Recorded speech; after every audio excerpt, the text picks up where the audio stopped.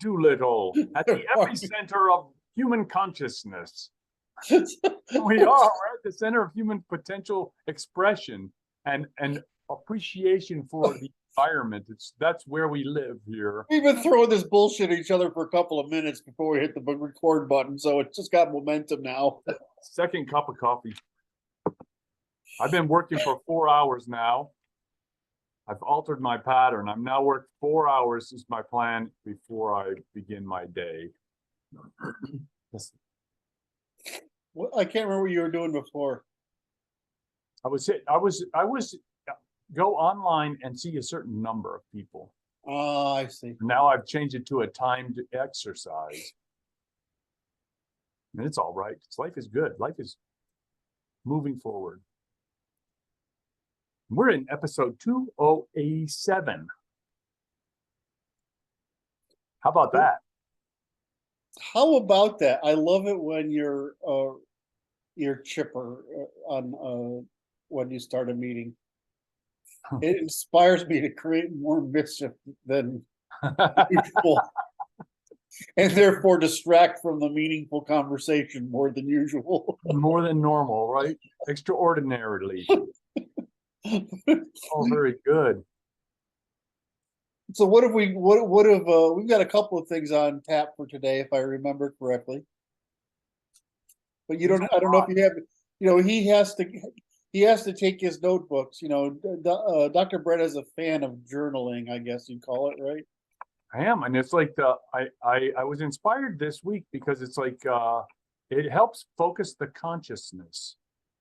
Mm-hmm. It's like, why does the captain keep a log for his ship? Because he knows he's going to forget what he needs to know to get where he needs to go. And so I just started the new one, which is like, okay, this is the new one. This is volume number 4. You see? Yep. So my question is he says he has to go back to the library in order to look at his old journal. And I'm like, but you need a card for this library, and is the librarian hot? There's no card, and I'm the librarian. You make your own. Okay, you make your own decisions. That didn't work. That didn't work for you. It's all right. So it's like this. It's like we're living through some very unique times, I must say. It's awesome. It's going to be okay. It's going to be a little rough, the road here between here and there, because the collapsing civilizational paradigm is going to create a lot of turbulence. Because it's not going out with a whimper. Yeah. Snarling in the corner. Well, this is the historian's argument about Americans, right? Is that the problem with our government, our system of government, and our participatory, our free speech and all of this stuff is fucking noisy. Noisy? Yeah. It's noisy. It's often crass. You get everyone's opinion, many of which are bad. Yep.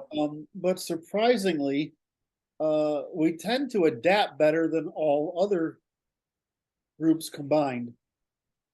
Mm.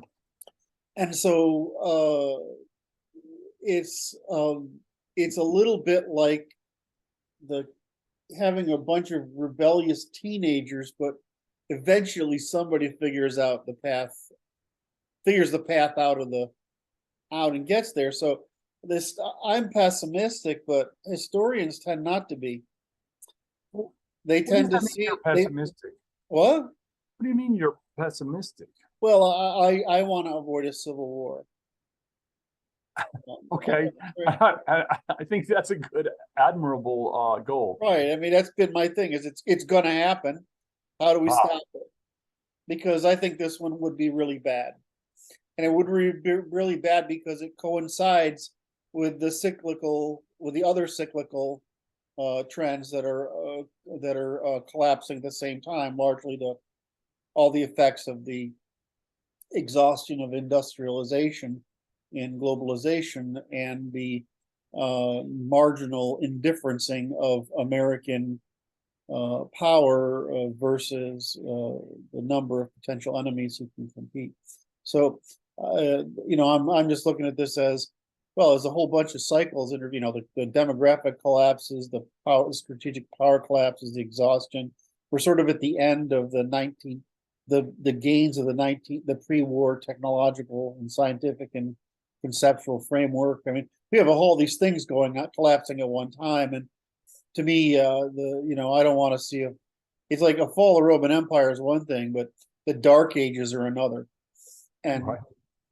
and so my concern was that that I saw too much potential for a Dark Age. And so I guess it's the job of conservatives, because we're sort of the light white blood cells of a civilization. Just like men are the barrier, the cell wall with the outside world. I tend to see it as, well, maybe that's just my perception. In other words, my genetic bias is to look for these extraordinary threats and to, organize as many white blood cells as I can to rally against them. And I think that's what conservatives are doing. On the other hand, it's kind of weird to see this whole, because the Jewish problem is real. But and they'll like, well, it's not just us. I'm like, I know, but the white women are the ultimate candidate for your biases, and so they've gone along with you. And then there's enough white men, which is what you bring up, which is the credentialists, to go along with it to bring about the end of civilization, because we've tolerated this. McCarthy wasn't successful, and he needed to be. So, and so all these thoughts roll through your head. You say, well, am I just pessimistic? Well, I don't know. I mean, you're not trying to find the absolute right answer. It's all of us in some spectrum looking across our time horizons with our perceptions, each of us seeking a way into or out of it. And sortition will solve the problem, or it won't. And so I view myself as pessimistic because I see the Dark Ages more deterministic than other historians tend to. And I'm not on the side of, well, we're going to have a nuclear holocaust and a winter. I just don't believe that's going to happen, because people who have responsibility of that severity tend not to be as clown worthy as the regular population. But I do see it as we could collapse into the progressive model and end up with another Dark Age, because we're damn close as far as I see. So it's just amazing to me to see the Musk thing, the Kanye thing, and then you have in the Jerusalem Post thing today, Kevin McDonald posted it. It's like, well, we really do control everything now. What do we do? Right? I mean, right. So if we can cause that introspection, then we get what I want, which is Jewish reform. Right. To me, that's a huge win. The problem is now we need feminine and familial reform. We got to repair all the damage done over the past 70 years, which is non-trivial. Well, I would point to I saw a recent polling showed that 26% of suburban women abandoning the Democratic Party. Yes, well, suburban women, of course, because they have kids. Well, that means they've defected from the nonsense. Yes, because it's too crazy for stable family, which is unacceptable to the responsible women. Well, it's one thing to tell a woman whose children have grown up gay or something else that it's one thing to tell them that you want them to not face additional challenges in the world. Which, I mean, I'm all for that, right? I'm not into this, I don't want to support public display of failure to produce the nuclear family. In other words, I don't want to lionize homosexuality. marriage or trans or promiscuity or anything, because the object is to produce the intergenerational family, even though the Jewish feminists deliberately set out to destroy the nuclear family. But when you look at it from the standpoint of the mother, now you're saying you're going to put my child at risk of becoming one of those. That's a different question, because they don't want their child to become one of those. They want their child to be a normal person with a nuclear family that persists. Otherwise, if it isn't, it's one thing to say children are entertaining and they will become the next useful generation. It's another thing is it to say that children are entertaining, but they're a dead weight cost. And another thing to say that I can't afford children, or children the society's made it very hard for me to afford children, and you're exposing them to a risk that they might become a dead weight cost. So I mean, it's just this huge decline in incentives, and so I think that's the basic issue, is that once you get it down to mom being told the equivalent of the destruction of the male financial portfolio, right? If you talk about her genetic portfolio being attacked, now she's going to react like the men having their genetic. Like they're going to be serious about that. Yeah, that they're going to be serious about that, and so I think that's the issue, because women are going to care for the marginals, right? They're going to care. That's a great thing. I don't want to chastise people for their birth defects, right? Or their developmental defects. But on the other hand, we know that development is fragile right up until you're 25 or 30.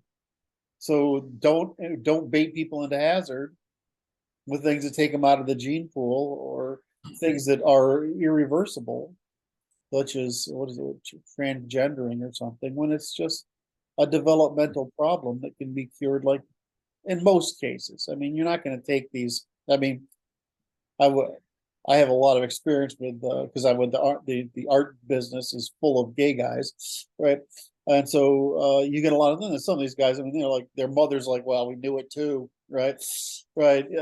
Because they're just so expressively feminine and everything. Well, that's something else, but developmental hazard is another thing. So you don't want your kids penalized for acts of nature, right, but you don't want them baited into the hazard either.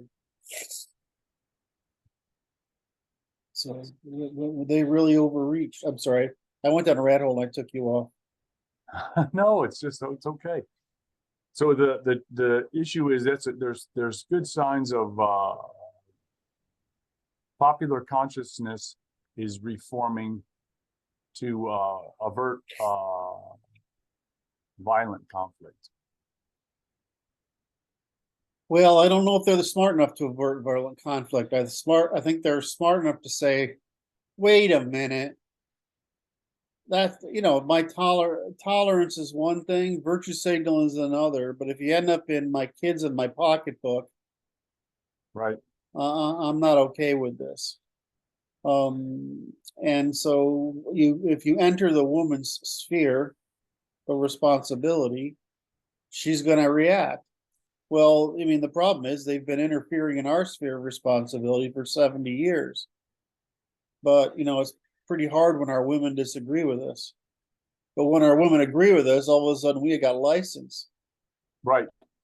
So, if the women say, it's one thing to say, well, let's go cause some riffraff trouble here. And the women say, don't do that. And let's keep the peace and whatever. But it's another one when your women say, stick them, then it's like, woo, party time, right? So and we're getting close to party time. Huh. So I just want to reiterate that the point I was making here is that Hayek has a notorious speech he gave when he came to the States at one point, and he said, well, you Americans, you can change your whole country around in 6 weeks, and nobody else can do that. So it's like betting against your ability to change if you want to is not a good bet. The question is, do you want to? In this case, there's something happening, so. Well, right. It's like, well, everybody doesn't want to change if they can afford not, if they can believe that they can double down and not have to change and spend Correct. the effort to do it. Correct. But it's like the right has recognized that they have to modify their approach, which is what is that's the problem the left is seeing. The right has changed their approach, and they call it populism, and they don't like it as a political avenue, and it is picking up steam, and that's unavoidable because we found a solution that we think is going to work that avoids the civil war. It's political because we solve our differences via ballot in a civil manner. Mm-hmm. Otherwise, we settle our differences by other means, which is bullet. Mm-hmm. And it's like, we wish to avoid that, but it's like the doubling down on the other side is tell increasingly ridiculous lies that are increasingly obvious. And they're increasingly distasteful, as evidenced by the defection of the suburban women. Mm-hmm. And this is all going according to a plan. Yeah, and I put that piece out. Yeah, I can't remember who published it, but I got it from one of our guys, and I went back and found the originals. And the shift in college educated men is dramatic. How Right? so? The shift in college educated men is quite dramatic. Political shift? Yeah. The shift in suburban women is only becoming visible now, but over the past trend has been that they have liberal women have keep doubling down, but that's not been true of men. They've gone conservative. So the college educated men. So it's not hard to make people haven't been indoctrinated. In other words, people who don't go to college because they're involved in the real economy, right?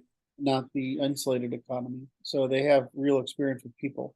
In other words, and that's some of the problem of clerisy, right? Any clerisy, white collar workers, is you become sufficiently isolated from the common folk, or you become sufficiently convinced of your virtue. In other words, you confuse that you're virtuous rather than lucky and privileged by circumstance. Right. Oh, right. Right. So so you live in an insulated bubble of cultural insular culture, and you consider yourself to be virtuous, and your virtue gets you to live in that beautiful state.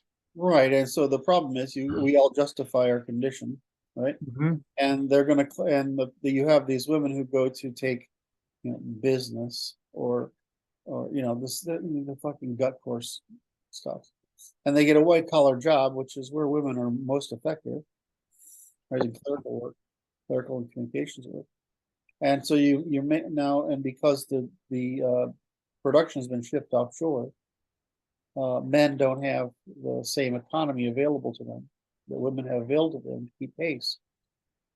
We've gutted the vocational training, so we can't compete with the rest of the world. It'll take us 20 years to fix that. Like people say, you can't repatriate the industries. You absolutely can. The question is, can you produce tool and die makers? Right. I mean, yeah, that's a tough one. So I mean, the argument. Who was it?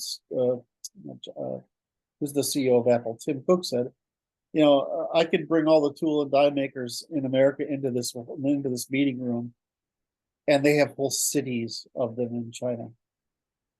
All right, and so for us to fix the vocational problem, so men and women have some sort of economic parity, that would help a great deal, but you can't do that quickly. Yeah, what happens is the women get in that position and they self-justify.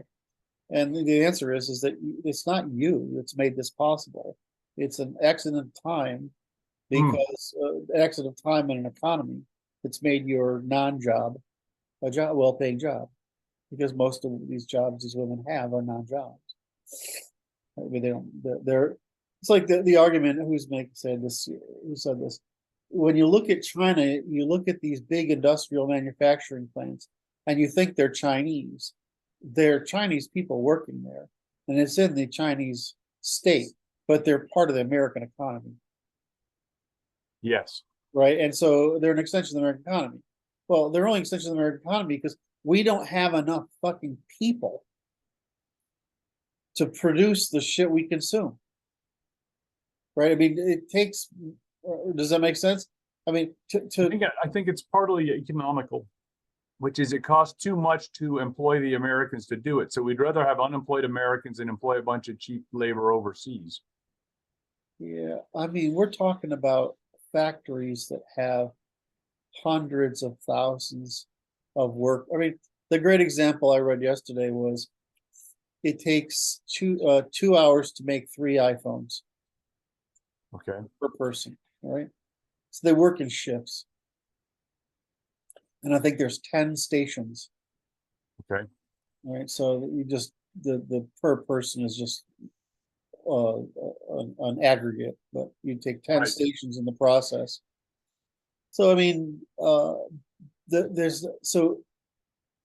question is, can Americans do it? Will they do it? And what will be the price if they do it? Well, it turns out that the price wouldn't be that much higher. Really? The problem is we just don't have the people. And so what they do is, that's not true. We don't have the people, and we don't have the people that work in that condition. Right? And that's the other answer. Because the way you work at China is closer to the way we do in college.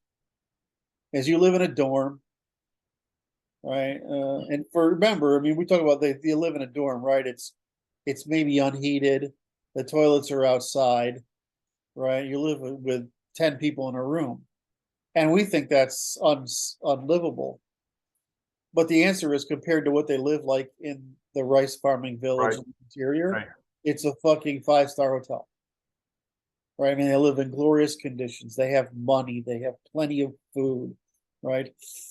So, or the example of who gave? Is it Friedman gave the example?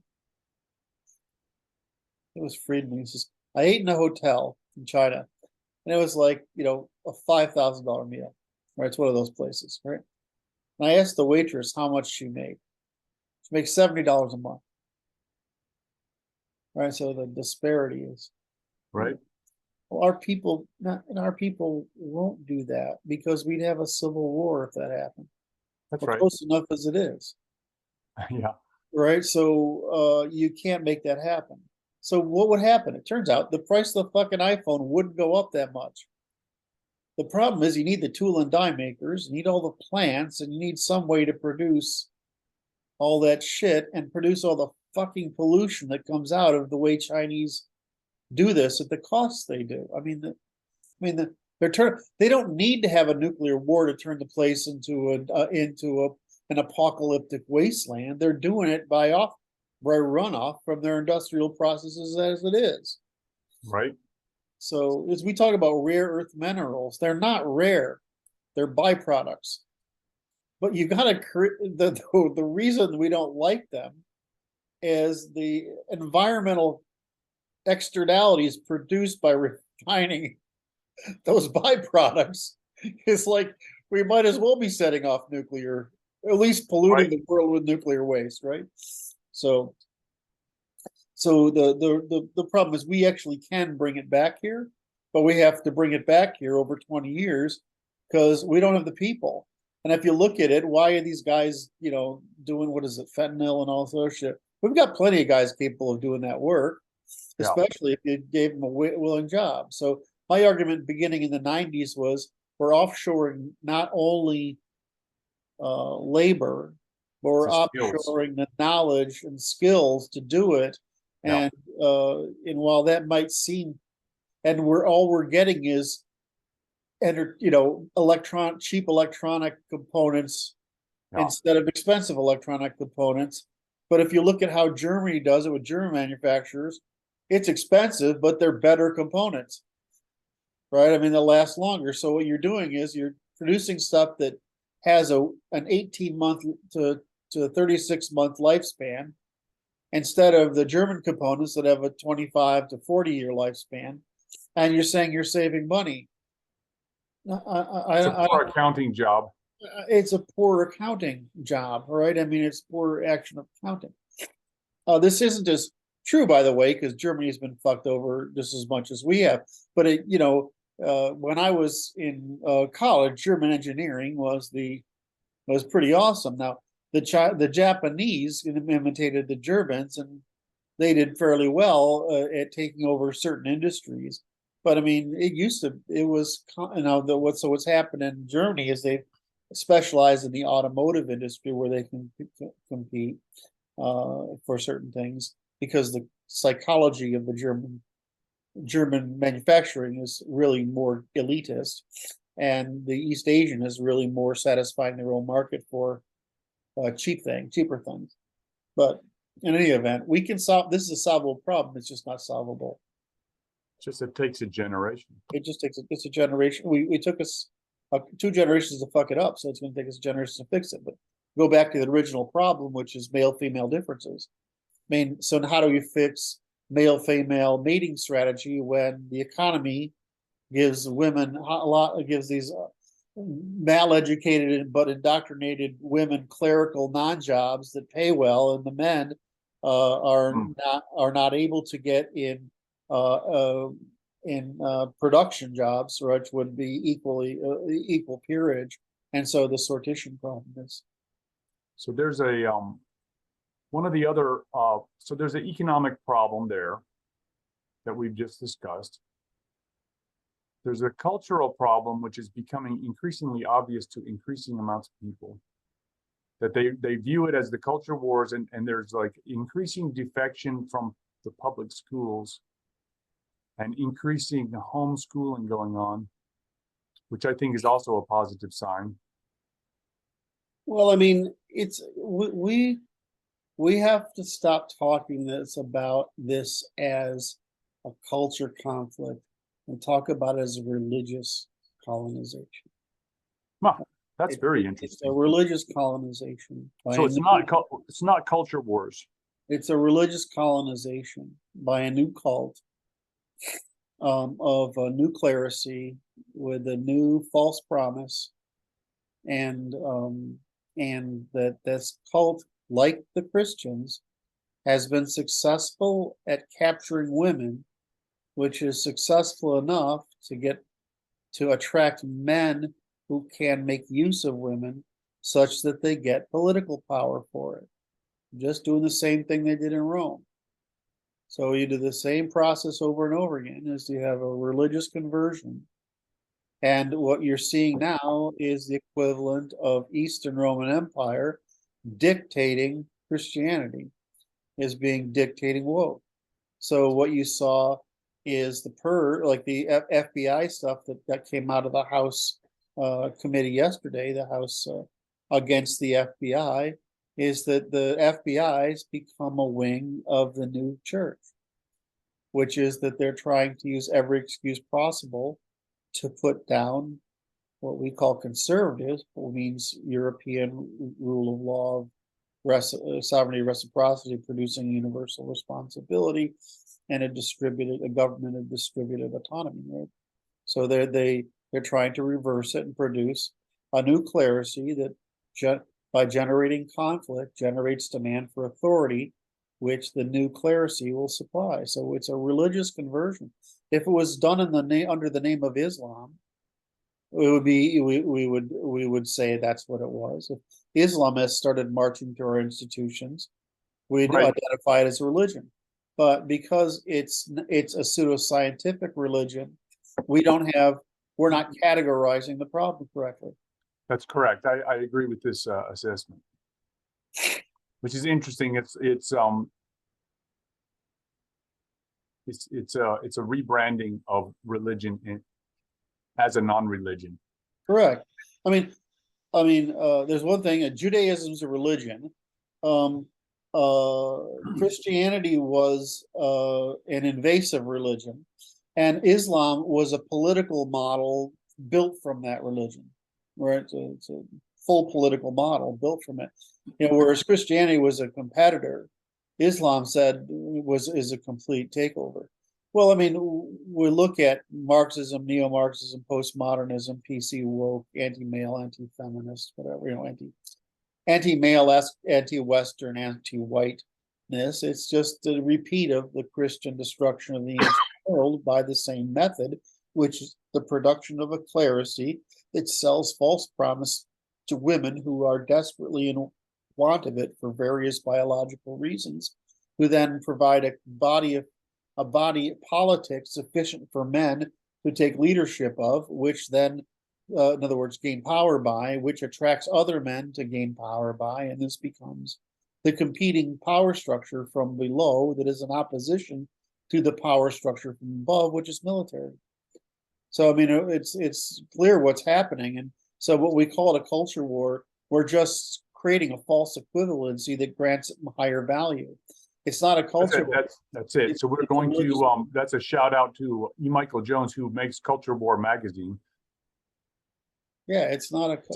It's not a culture problem. It's a religious problem. Correct. And so, just for the audience, because if this gets put into a clip, I want to have the audience understand. When you say a religion, we tend to think it means something supernatural. It actually means a false promise, right? You have to promise something that's not warrantable, right? And that unwarrantable, untestable promise, in other words, something you can't prove, has to solve one of the problems of the natural laws, the laws of the universe that are problematic for us. In these cases, there's, as I said, there are three, the before, during, and after state of laws of the universe. The physical universe, which has our before state, the behavioral universe, the universe of our actions, which is the behavioral sciences, and that's the during, in other words, before, during, and then the evolutionary laws, which is the consequences. And then to describe these, we call that science the logics. So we have the logics, and then the before state, the during state, and the after state of that we reduce logics for. So what four false promises do religions offer? They offer one, a freedom from scarcity, which is the physical limits. They offer freedom from the behavior of man, right? Which is, in other words, self-interest, etc. They offer false promise of freedom from evolutionary consequences, like genetic load, natural selection. The natural result of classes is a hierarchy of genetic load, and they do it by a false promise of a substitute for logic, which would be what we would call faith or sophistry or pseudoscience. So religion consists of a set of false promises, in other words, lies, that satisfy a human stress, that are wrapped in a mythology, that externalize responsibility so that you are no longer responsible, so that you can socially construct a narrative of irresponsibility, that you are, if by mutual hallucination, so to speak, by social construction, you can deny the laws of the universe. And if you wonder why religiosity, then there's no wonder why religiosity is the inverse of evolutionary and economic and inventive velocity. It's not a miracle why the rate of civilizations is due to the inverse of the religiosity. And it's not a miracle why the inverse of the rate of civilizational adaptation is a result of trust. So lowest trust civilizations, right, have the highest emotionality, the least difficult logic, religious or supernatural, and the highest trust have the most advanced logic, which is what we call sciences. These aren't miracles. It's like having a computer with different instruction sets. It's going to work faster or slower no matter what.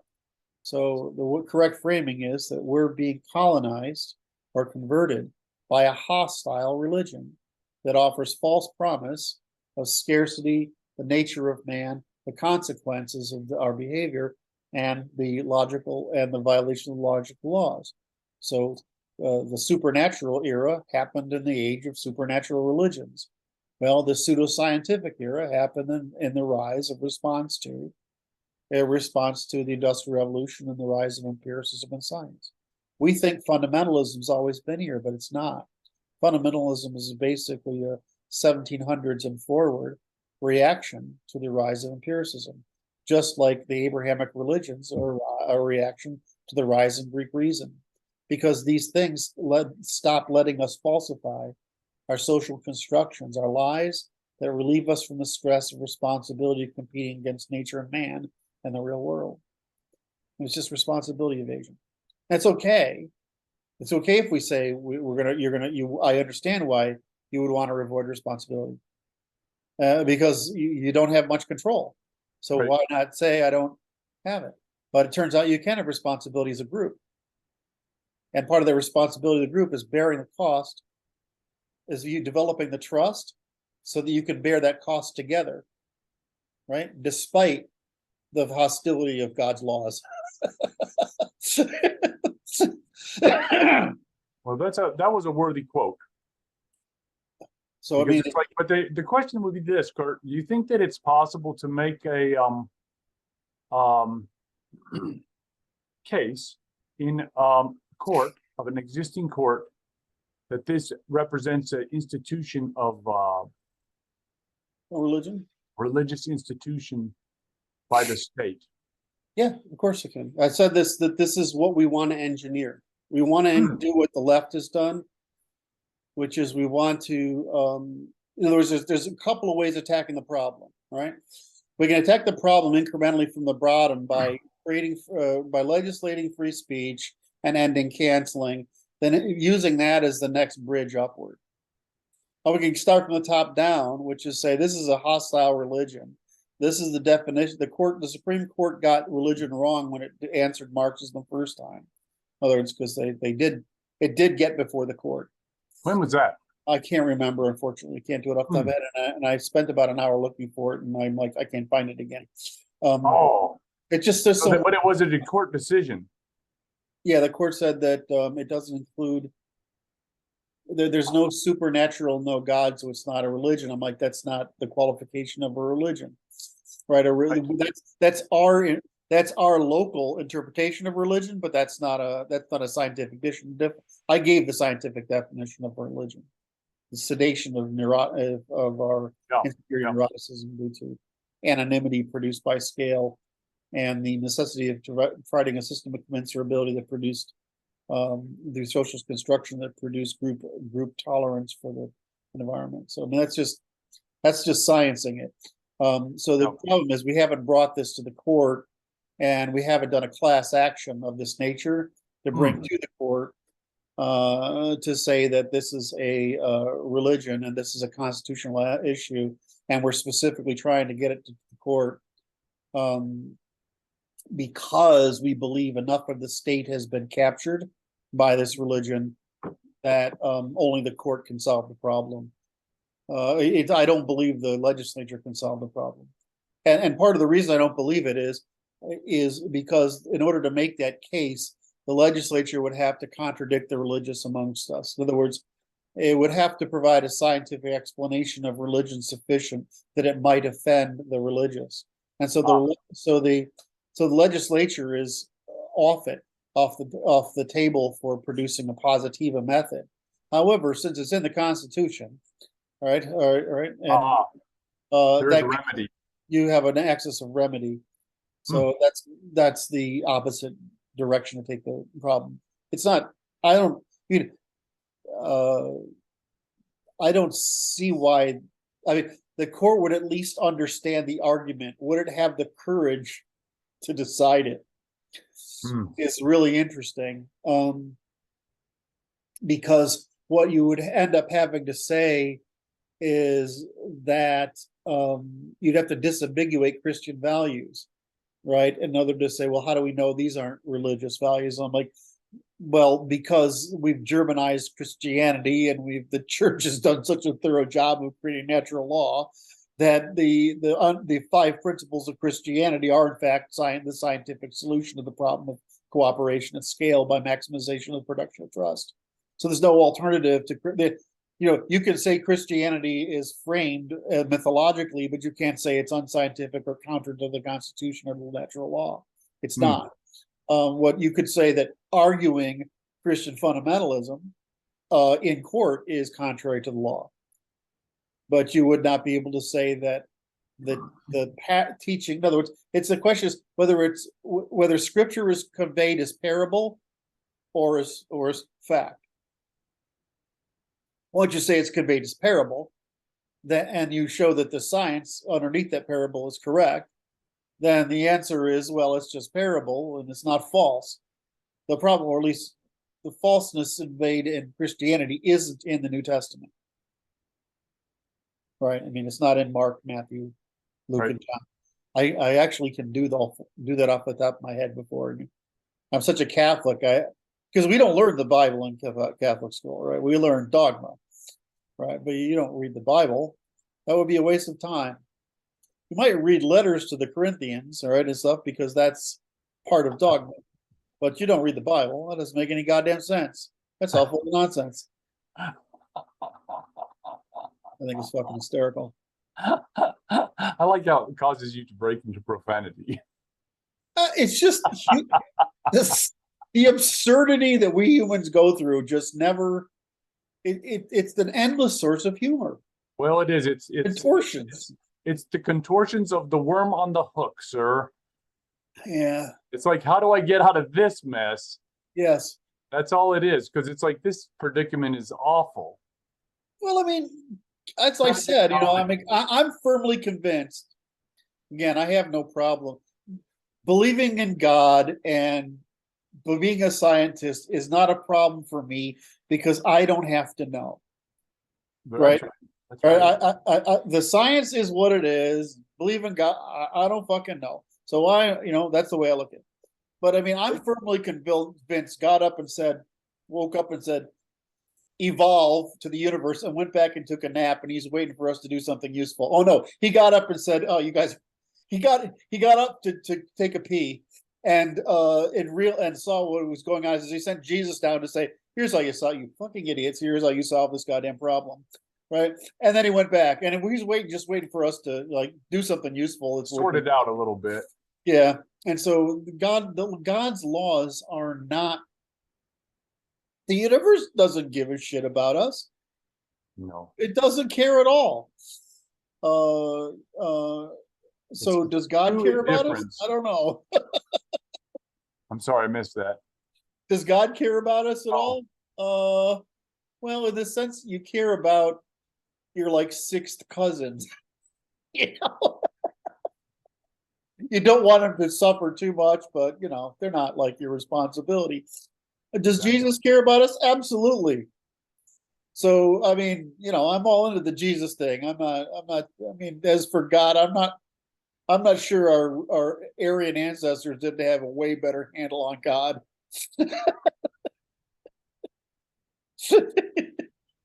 Very interesting.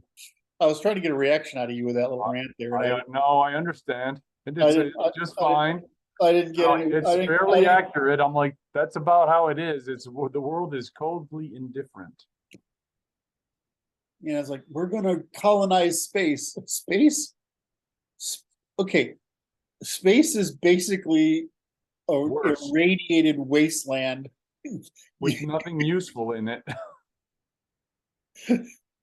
With these infrequent islands. So it's like, okay, just imagine space is a liquid, and the Earth spinning creates a barrier, right, between us and that liquid, right, our atmosphere, but and our magnetosphere is basically, and the rest of it's just an ocean of radiation.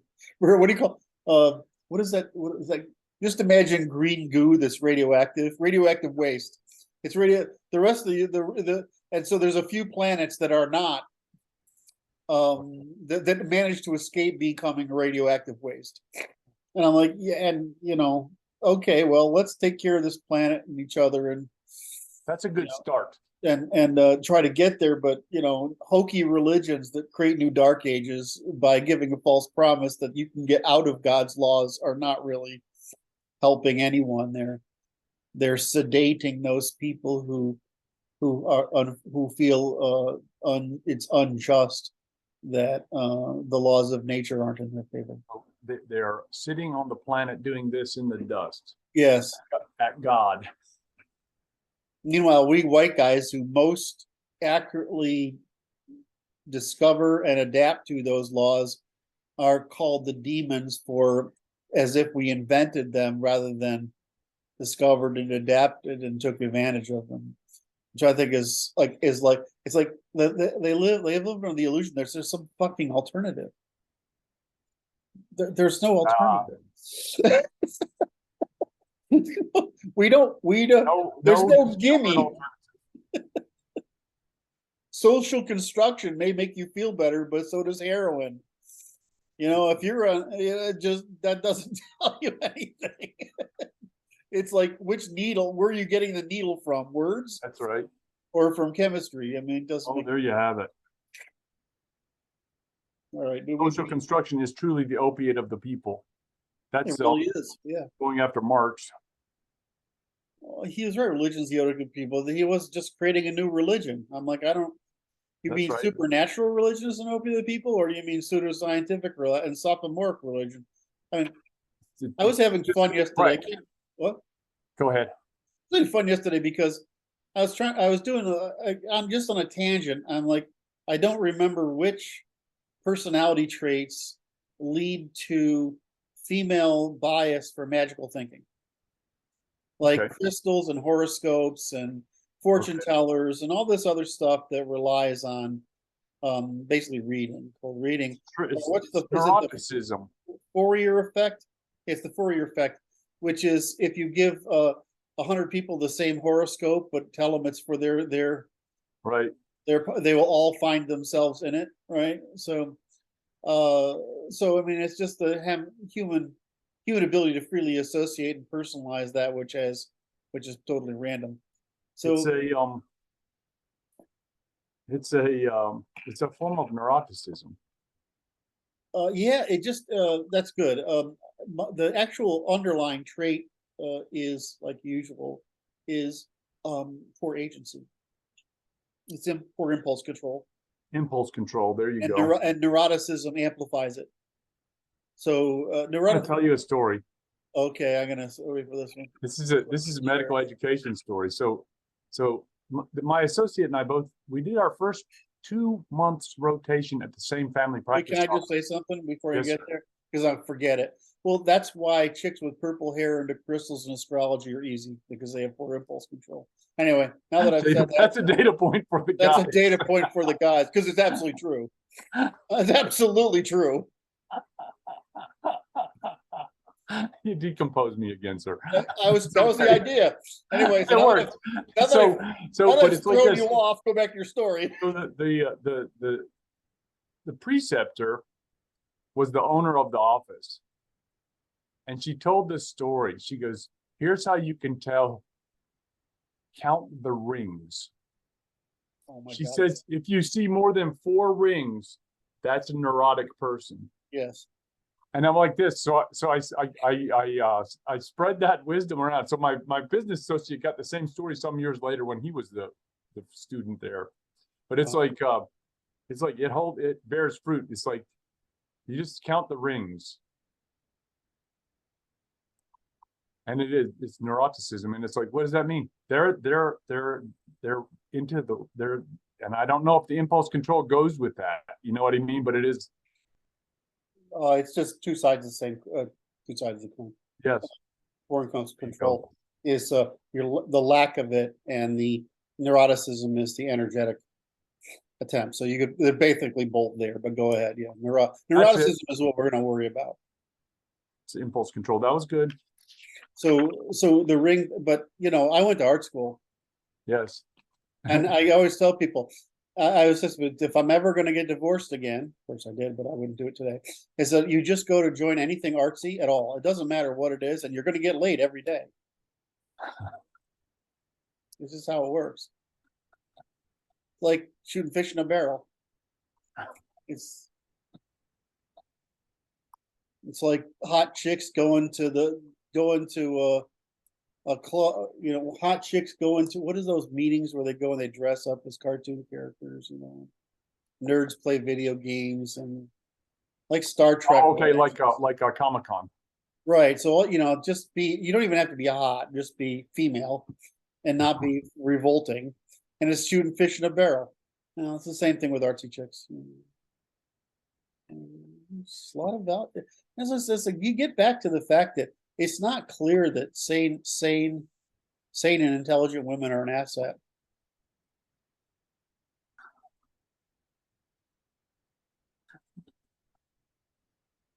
I'm visualizing. God. I'm visualizing the male reactions out there as they listen to this. It's just what Kurt says is the truth. It's just too funny. It's just, and I won't say anymore. I won't reveal my true judgment of it. And it's not to say it's wrong. Well, I say this I as a guy who wants a reasonably attractive woman who has participated in sports and is nerdy, you know, intellectual, right? That's what I get. And that's what I attract. I don't know why, right? They have some sort of sports. They've played some team sports, which means they can put up with me. They have they're above average in attractiveness, but I can't catch a 9 or a 10. I'm 5'7" and whatever that I'm a nerd. And they're tend to be smart. But I mean, if you go through that, it's like I'm not sure the smart part is much value. You're not sure the what part? I'm not sure smart women are much value in a relationship. No, there's it's good for your kids, but for you, I'm not sure. The question is, it comes down to the adaptivity and how much they choose to adapt to their man, which makes the difference to the man. Yes. Because if they are obstinate, then it's not going to be easy. Well, you know, fed, slept, and fucked. I mean, men are simple, right? And that's it. It's just, well, I mean, the respect is the thing, right? But that's the manifestation of fed, slept, and fucked, right? I mean, that's all you got to do, right? But I just, the whole urge to cheat thing, I just don't get, right? I mean, if you're getting fed, slept, and fucked and respected, dude, be fucking happy, you know? Right? Don't, you're not, the greed doesn't pay off. You know, it just doesn't pay off. It's gluttony. It's a form of gluttony. Well, it also, I mean, I'm not into female psychologists very much because they usually can't get their heads on straight. But I mean, it is true that if that's a problem, what's wrong with you? In other words, if you have that urge, right, and you're being fed, fucked, slept, and respected, right, then, and if you've got that, there's something fucking wrong with you. And you may not think there's something wrong with you, but you know, if you go and do some work on that, you'll find out something's fucking wrong with you. Because you need an artificial stimulation that you shouldn't need. It's a neurotransmitter problem. Yep. I hope that in the next 20 years, because the rate it's happening now is getting some momentum. We call hallucinogenic therapy or whatever. Yep. I hope that becomes like the the first thing we do when we diagnose something wrong. because you're just basically connecting all the fucking That's networks. right. Let the wires do their job. Let the wires do their job, you know? And that's all that's going to happen. The problem is you don't want to be, if you have, there is a small contingent of people who have traumas or previous issues that are fragile. And so the problem is we have to be able to identify who's fragile. Like, Yes. as a confession from my side, back in the day, it was just when I was a kid, you had like beer and pot and acid, Yeah. and the bad people did heroin. Yes. Or you didn't have this fucking, Designer medicine chest of drugs today. So I did purple microdot one time, and I'm like, I'm not suitable for hallucinogens because my imagination is a scary fucking thing.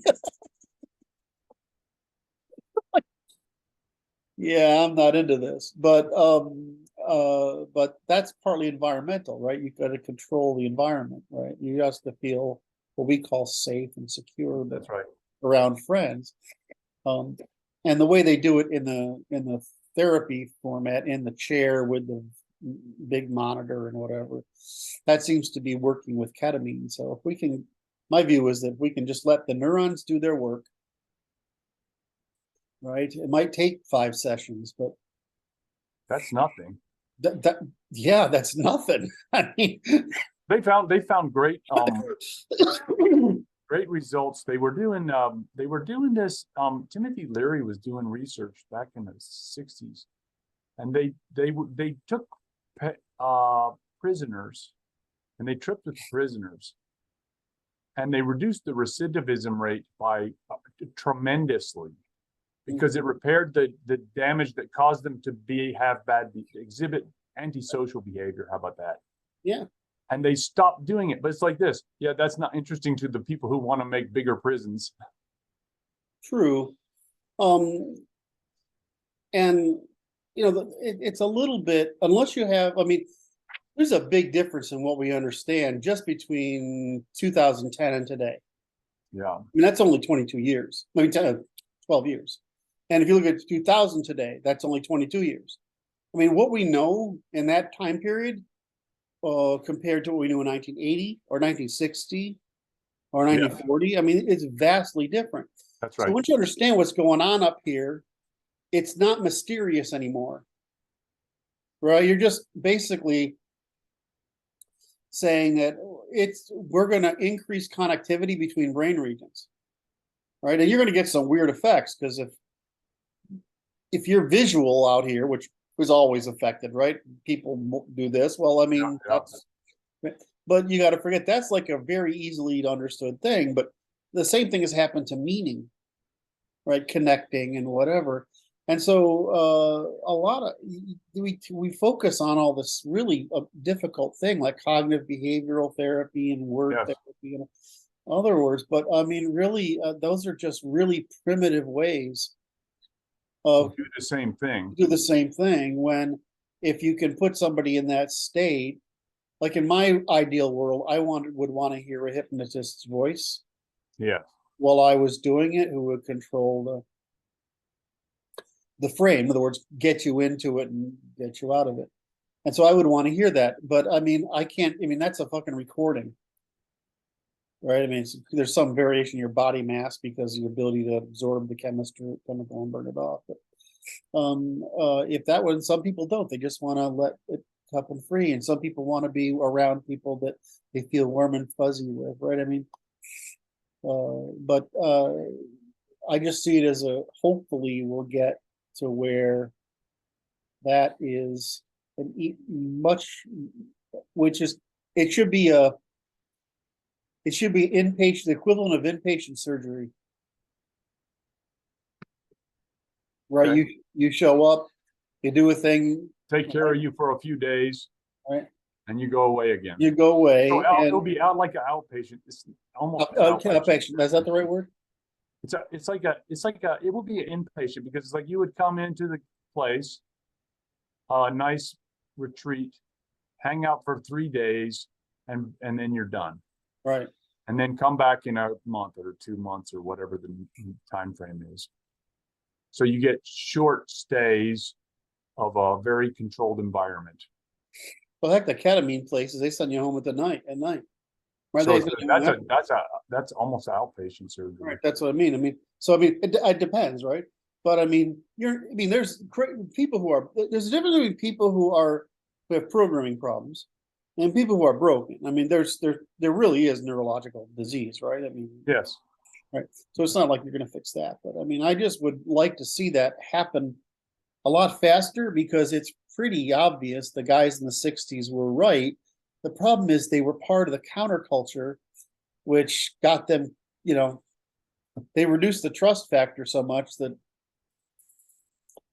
they sort of shot their own movement. But it's really clear today that I talked to someone yesterday. He says, I did it 8 times and this is what it did to me. And wow.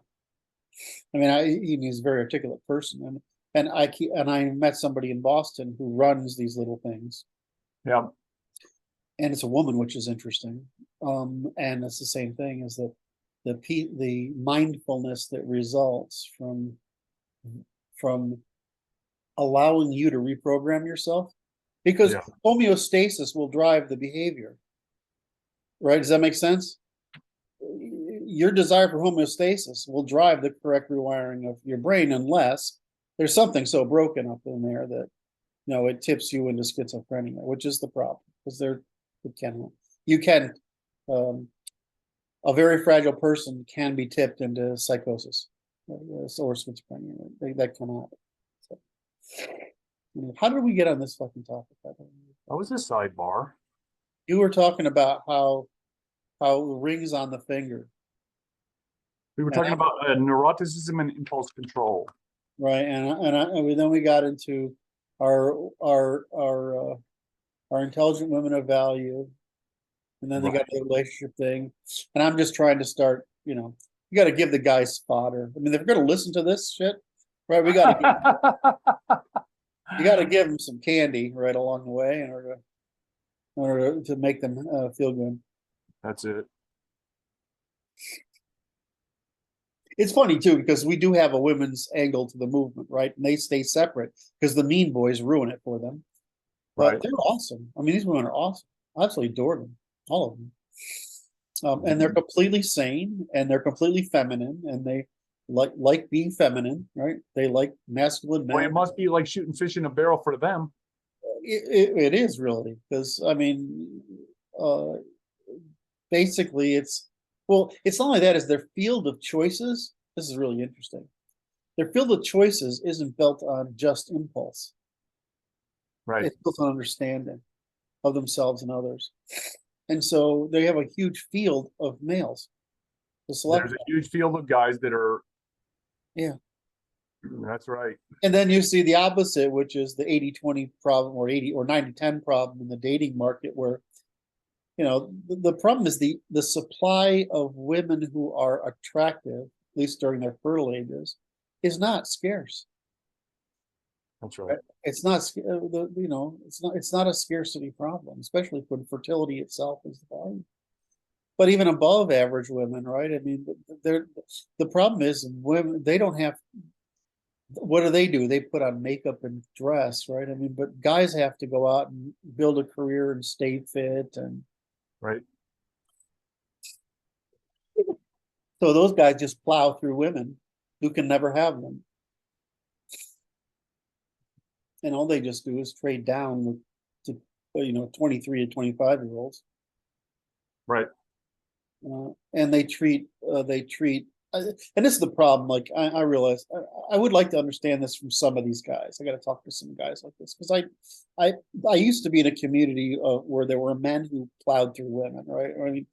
But it's more like I was in that community, but I wasn't doing it, right? I was married, right? I wasn't even interested. But that kind of guy, the kind of guy I associate with, a lot of those guys are like that. Sales guys and stuff. They make a lot of money. Right. Good luck. So I'm like, why don't you get fucking tired of it?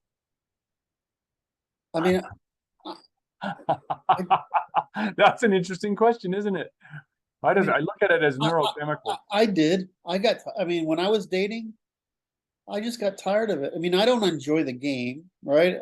I do enjoy That's the what it race, comes down to. right? It's They enjoy that the game. game. Yeah, I don't enjoy that game. I don't get it, right? I mean, and I don't feel attracted to somebody unless I feel affection for them, right? So it just is uninteresting to me. So I just, the idea that you would be able to keep doing that unless there's something fucking wrong with you, right?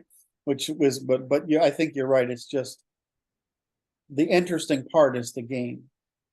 Well, to them, that's like that is like right. So the it's just short game. So it's like No, yeah. a time frame because I'm not playing for the long game, right? It's like I'm playing for the short game. It's a different game. Can I say this? Yeah. Maybe.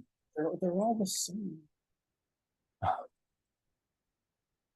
Wait, there was a kid that was I was in all regional band one time. There was a guy who played French horn with me, and he was from a military school, and he said it in German. He said, "Nachts sind alle Katze grau," which is at night all the cats are gray.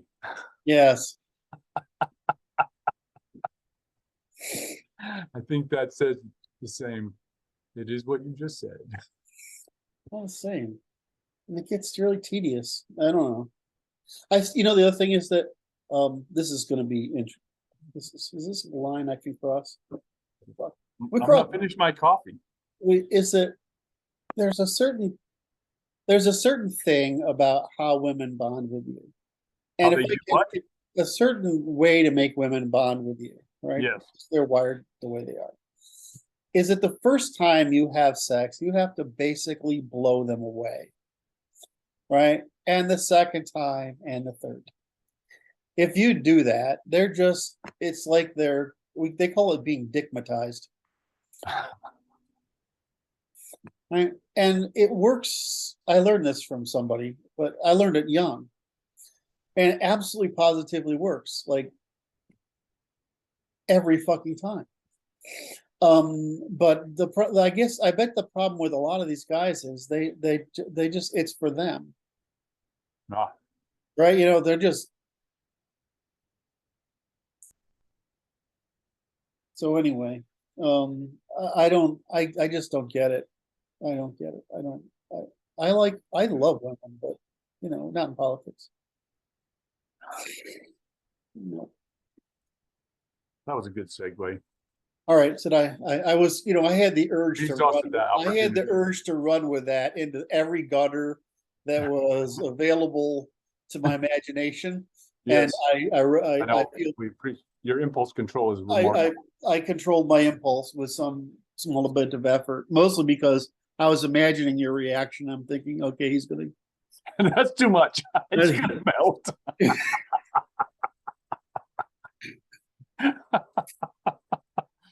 Oh my.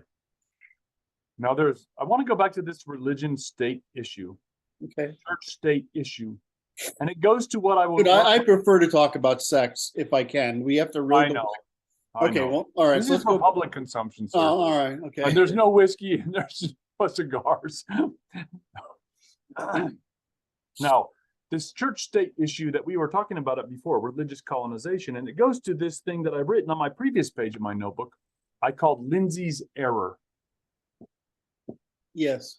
And I want to talk about that because we talked about this earlier in the week, Kurt and I, but I think it will be useful to have this conversation for the public consumption. Yeah, although when I should bring, there's always a qualifier that's necessary. If I want to talk about Armstrong, we're going to talk about Armstrong as well as Lindsay, right? Yes. So that's good. That's very good. Right. So when it's very easy to criticize someone, an idea from someone who you 99% agree with. So what we would call it, yes, criticism. Constructive criticism, right? Okay. Right. And that is, and so the problem is when you overdo constructive criticism, just because there's one minor thing, And Yeah, it may cause your category error. yeah, it's like it's not completely out of hand. So the reason I like to talk about groups of people is like to talk about what's wrong with a Chomsky. I mean, I've got to spend 5 hours getting to the point where I can even make the point, right? Because he's so wrong about so many things across so many spectrum. Right? It takes something like, and then you take like the libertarians, they have a common error, or conservatives, or fundamentalists, or Nazis, right? They have, but it's easy to criticize that because you're actually able to separate out some little piece that's comprehensible. And so there's a problem in natural problem in saying, I'm gonna criticize someone like Lindsay, who I basically agree with on Oh everything. no, he's brilliant. That's Right. correct. And I don't really mean that. I want to. It's when something can be learned. In other words, when you're in a community and something additional can be learned by a minor tweak in a person's statements. Right. So observation of minor error. Right. It allows us to continue the growth of the particular group. Our group, right. Right, because you understand that something that doesn't resonate with you is because that person has accounted for too few variables or overvalued Okay. something. That's very good framing for the discussion which follows. So he recently put out a piece, which his name is, I cannot recall. Can't pull it up, where he was comparing the communists and the Nazis or fascists. Yeah, so it's the Nazis, I think. Nazis. So we have to bring about we have to put this in context. In other words, enumerate, serialize, and disambiguate. Right. So whenever you're doing games like you're talking about the Nazis, the communists, the classical liberals, the French liberals, or whatever, or the fascists, or any faction, if you haven't created a graph, then how have you created a measure? Right. And so you have the classical liberals, the British empiricals, who are a high trust polity with extraordinary rule of law by the common law. You have the French, who are the most backward government in Europe that has the revolution and commit suicide. And so they try to figure out how to recreate the authority of the aristocracy and the Catholic Church within the state using some sort of, using Rousseau's absolutely counter-scientific bullshit utopian nonsense. All right. And then you have the Germans come along with Kant and Hegel, and they're doing the same thing. They're trying to replace the equivalent of the church in secular rational prose. They're trying to bring it up. So where the French are closer to a religion in the sense that they're just fabricating something, Rousseau, and but I call it moralizing, philosophical moralizing. The Germans, being very German, try to create rationalism, which is a logic. Right. The Russians, being very Russian, do it with literature, right? Which is really the high point of European literatures. You have Shakespeare in the play and the play in prose, and you have there's no comparison with Russian. I mean, Dostoevsky is Dostoevsky. Just try to please anyone try to measure up to that ever, right? It's like trying to measure up to Shakespeare. It's just not going to fucking happen, right? And then you have the Jews who go through two, which is you first go through Mendelssohn, who does it in law, which is very interesting, right? Jewish law, your firm's Jewish law, which is their attempt to secularize. And then you had Marx combine all of these into communism, combine French socialism, Jewish Mendelssohn law, and he tried to make it as scientific as the British, but doing it logically and rationally as a German. When you think about it that way, it's as fascinating as the Abrahamic religions combining Egyptian, Persian, European, producing rabbinical Judaism, Christianity. That recombination thing is kind of fascinating. Whereas if you look in the other traditions, what they're doubling down is a narrower logic.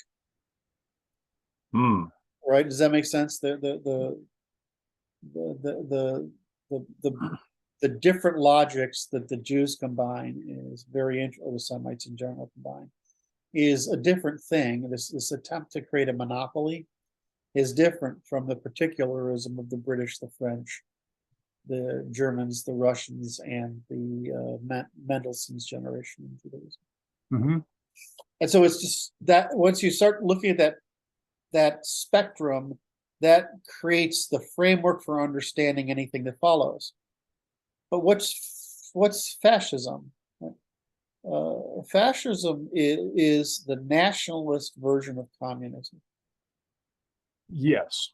That's all. Communism universal, which is a threat to nation, specifically to Germany. Yes. And fascism is just national version of communism. I'm saying that is a framework. Underneath it, fascism does not say the underclass will rule any more than French moralizing says the underclass will rule, or German philosophy says. It's funny to me. It can make the false promise, however. Right. Well, no. These things, what they say instead is we have to be more fair to the lower classes who are now emerging. Right. That's what right now. The difference with communism and Marx is they say these fucking morons can have capacity. Had capacity, they wouldn't be peasants. Sorry, you're not oppressed. It's genetics. You don't want to hear that, but that's what it is, and that's his big lie. That they're oppressed. And so, whereas in the English, we have noblesse oblige, right? Yeah. The aristocracy is trying to make an aristocracy of everyone. The French kill off the aristocracy in the middle class, but they try to turn the rest of the classes, the working and other classes, into a replacement for the church in this model of the state. The Germans just are trying to recreate the church and the monarchy, right, through but in rational pre-scientific terms. The Russians, who are still fucking doing this, by the way, are trying to recreate mythology, and in other words, literature, as the framework for discussing the Russian condition. Which, if you understand the Russian condition, and I absolutely do, it makes a whole lot of sense, because it's a very romantic culture. And it has to be, because fucking it's not nice to live there. It's rougher than other places. It's really rough compared to the rest of Europe. Okay. And so, but when we get to the fascists, they're saying, wait a minute, we got to defend ourselves from this. So they're usually put in contrast with the communists. But the way they saw it was liberalism is hedonism. And they're right. And communism is decadence, degeneracy. So fascism was a way out of it. Now, if you look I know how controversial this sounds, because the audience isn't going to understand what I'm saying. Because you're programming them poorly, I must say. What? I think you're programming them poorly by planting that suggestion in their head. Well, I will rephrase it. They're going to understand, although it might be controversial to nincompoops who may gather a hold of the quote. Okay. So the fascists weren't wrong. As a matter of fact, look what Germany and Italy did. Right? I mean, it turns out that the nationalism, and hold on, wait. nationalism and nationalism as a religion is actually the solution. Putting fucking people in camps, however, is not. So it's the proper way to say it is the Nazis weren't wrong about everything. Everything. And so what both communism and fascism do differently from French socialism and English classical liberalism is they basically militarize the economy. And so what militarizing the economy does, it gets you out of the problem of wages. And so when you're in England and you have this empire, your problem of wages isn't real. Right? It's actually a benefit because now everybody's getting wealthier. But if you're behind the English, you're Russia, then the biggest problem is wages. Right. And so you get around building a modern economy using money as an incentive when you don't have it by using the military the way Romans did to build infrastructure. Spartan method. Right. There's nothing illogical about it at all. The problem is you've got to transition. Once an economy, you've created the framework for the economy, in other words, you brought yourself on behind, then you have to convert to returns on capital, which means you have to privatize because you have to get rid of the corruption. Right. So Russia didn't do that, or the Soviets didn't do that because they got into their own they made their political structure a religion, which is what, of course, is natural for Russians. If you read Ilyin, he's just saying we need a Russian religion, a Russian nationalist religion, the way the fascists made a European nationalist religion. And the fascists are different from Nazis, right? The Nazis were fascists, but there was fascists everywhere, Spain, Italy, and Germany in particular. And fascism is just organizing the state to conduct a war against external forces that would attempt to eradicate its uniqueness and culture, and therefore disempower the elites to produce competitive advantage using the polity on behalf of the polity.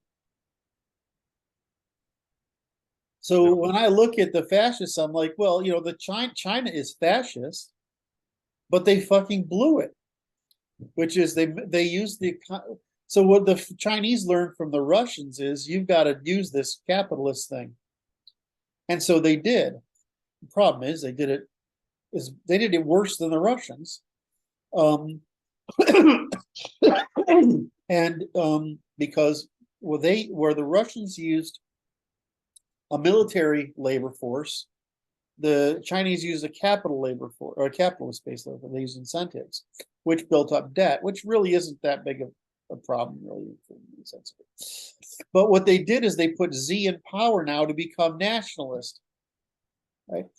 So that, in other words, when you go nationalist, what you do is you put your country on a war footing, right? I mean, right. And so what Russia did, or the Soviets did, and what the China is doing, is they put themselves on a war footing. Well, I mean, what is fascism? It's putting yourself on a war footing against communism and the decadence of liberalism and French socialism. So it's all logical what's going on, but the truth is that if you look at it from instead of from a adversarial relationship as people adapt to modernity, which is what's happening, right? They're doubling down on their ancestry. And they're trying to adapt to modernity by their means that they have at their disposal. And that's all that's going on. So if you look at that, that's all that's going on. Now, my only exception here is Germany was right because Napoleon destroyed the Greater German Empire, which was the core of European civilization. And France was the most backward.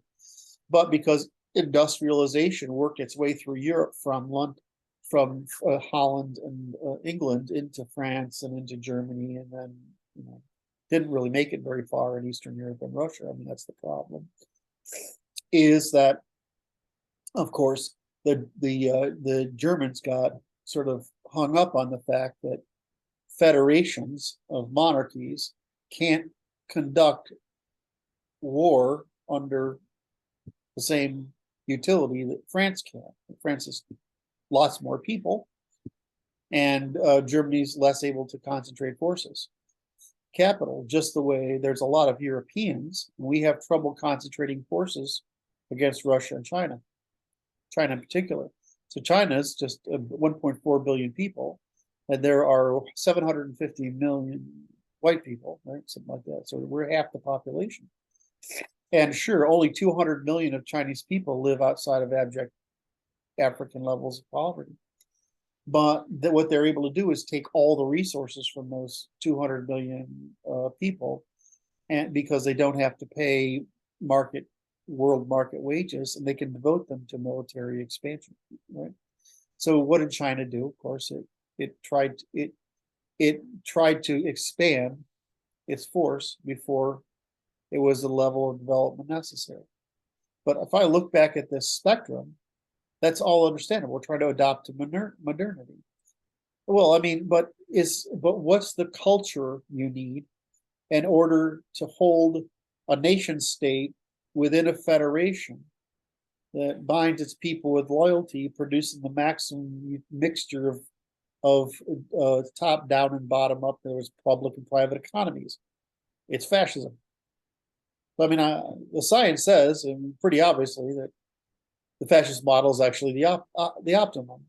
Now the problem is, and Schmidt didn't come to this, it's actually rule of law that's the optimum, right? And fascism left open discretion, whereas in the rule of fascism, which is under rule of law, is just fucking monarchy. You get that? That's the problem. Is if you get rule of law, which is natural law, and you get authority, and you work in the interest of the nation as an extended family, right? And you maximize the economy for the benefit of the family, right? Right, at all costs. That's just monarchy. So the problem isn't fascism. The problem is not having rule of law monarchy with sufficient description of enumeration of rule of law. Yeah. So that you can produce it. Because what you really want is because the only way to get over the problem of religion is nationalism. Excuse me. The religion, rule of law nationalism. It's interesting because it goes to your trifunctional method, and at external religion that does not value the state, the nation, is a threat to the nation. Correct. We're being colonized, and fascism can't be colonized. Why? Because the nation is part of the religion. It's the same reason I like orthodoxy for Christianity, is because the religion is a defense of the nation. It's not the nation, and and the family, evolutionarily all the way to the individual. Right, and it makes it really easy for the church to be responsible for morality, which is frankly immutable, almost immutable, and the state to be responsible for defense and commerce. And that division of labor turns out to be great because people don't attempt to bring morality into the state where it doesn't fucking belong. Right, the absence of immorality does. Right, so think if you look at it as who got it as right and wrong, it doesn't tell you much. But if you look at it as the scope of humanity adapting to the modernity that the English invented, then it's just no different from the Bronze Age expansion or the agrarian expansion or the Indo-European expansion. Yeah. This is just an increase in the scope of cooperation. So I think that's the lesson to be learned, is that you actually do want nationalism. You want a nationalist religion. You want it to be a derivation of Christianity, and you want it to be natural law. So it's right. Then when you say nation, you mean the ethnos. The ethnos. I don't mean the state, I mean the ethnos. That's yeah. If the state and the ethnos aren't the same, that's what the problem in the Middle East is. They have states that are interfere with ethnic. Same in Africa. I mean, Africa really needs to look like like Middle Ages Germany with Millions of you cities, know, states and right? provinces, Because then principalities. then nobody's got any power, and when nobody has any power, what you have is the only thing you got is trade. And if you have a court that says, well, you can only engage in fair trade, then all of a sudden, you can ostracize people from trade instead of force. But if you look at Africa, Mosselman's got a beautiful map of this and gave me a fucking headache. That's what's wrong there. Even in America, the 9 nations of North America are just ethno-states, right? They're ethno-regions, right? I mean, But I got mad. I was filling out an application. I'm trying to get a license in another state, and the state asks your ethnicity, and it says white, and I'm like, that's not that's a race. It's not an ethnicity. I don't know what, or it's a weird question, and I was offended by it. I thought it was worthy of consideration in this construction, specifically because it used to be the Catholic dioceses were divided into ethnic neighborhoods. The Hungarians live here, the Poles live here, the Germans live there, yeah. the English live there. Except the English one in the Catholic diocese, probably. That's just a thought. Just everybody had their own. We would consider that slumming. I had to. I'm sorry. It just had to happen. Okay. A little bit of comedic relief by Kurt. He was feeling frisky. It's like the horse bucking. Just a bit of a kick. The obstinacy in England really comes out in the Reformation. Yes. You can sort of feel, I mean, I can sort of put myself in place at different points in history, in English history. It's hard for me to do in other cultures, but I can sort of get a feel for what it's like to be in certain centuries, right? Just loosely. And man, the whole war of religion there in England just created a doubling down on Protestant hubs. Yeah. And it definitely was a sense of moral superiority. And loyalty. And so very interesting. Whereas my mother's side of the family is very French, but it's also it's not very bourgeois. They have very high ethics, which is interesting. The middle class ethics in French culture, despite the working class politics. Very fascinating to me. So that was the discussion about Lindsay's work.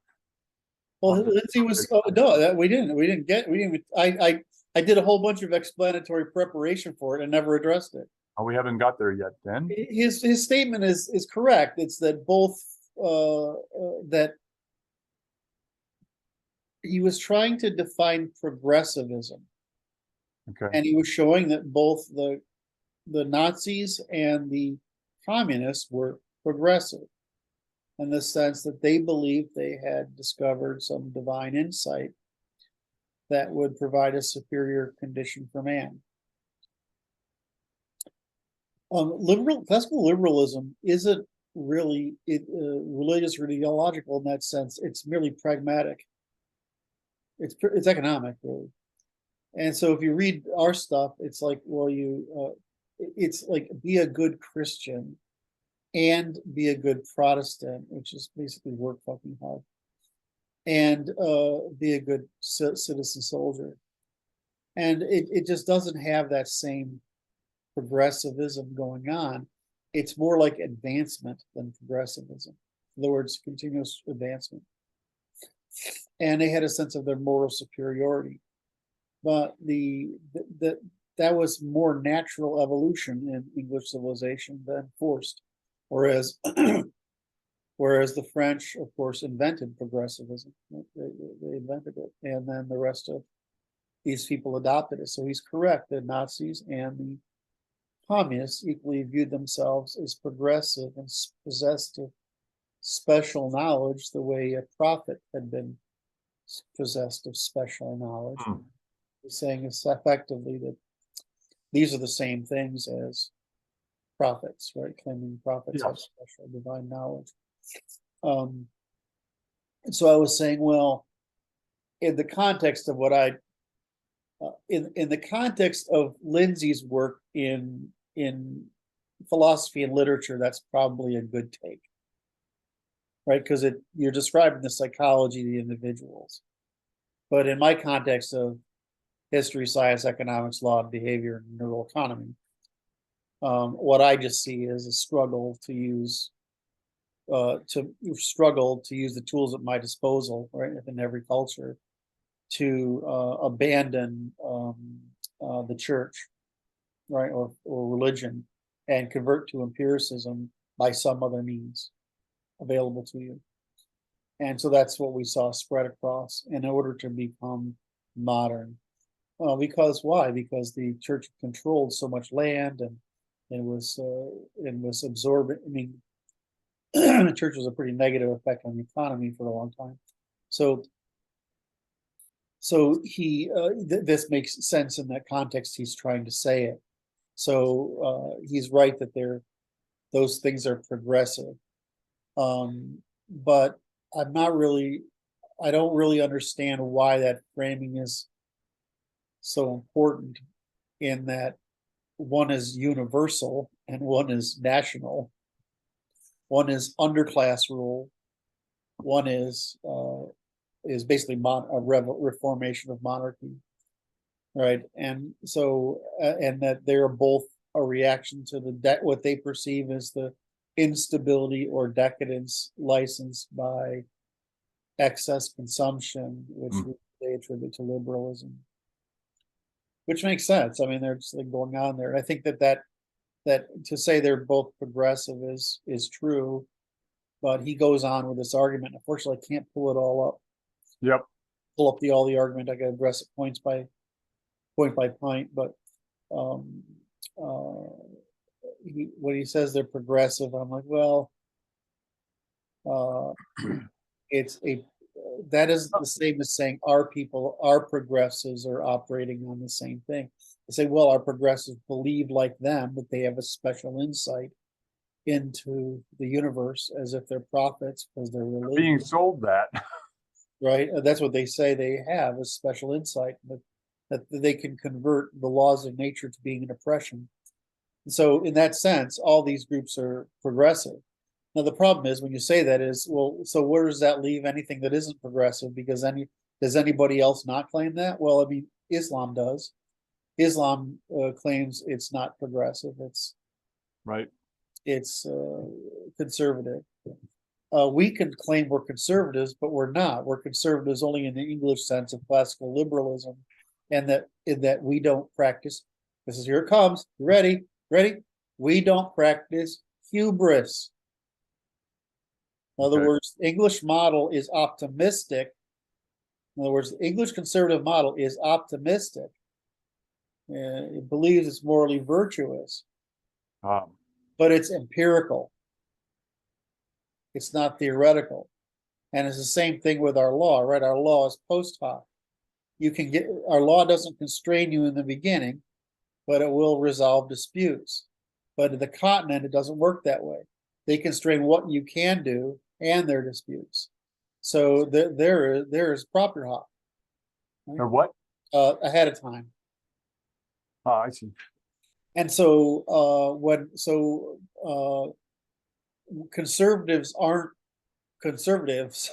They're just evolutionists rather than idealists or progressives. A progressive has faith in his revealed wisdom and believes that he should have the power to bring about this revealed wisdom in the body politic by force, basically.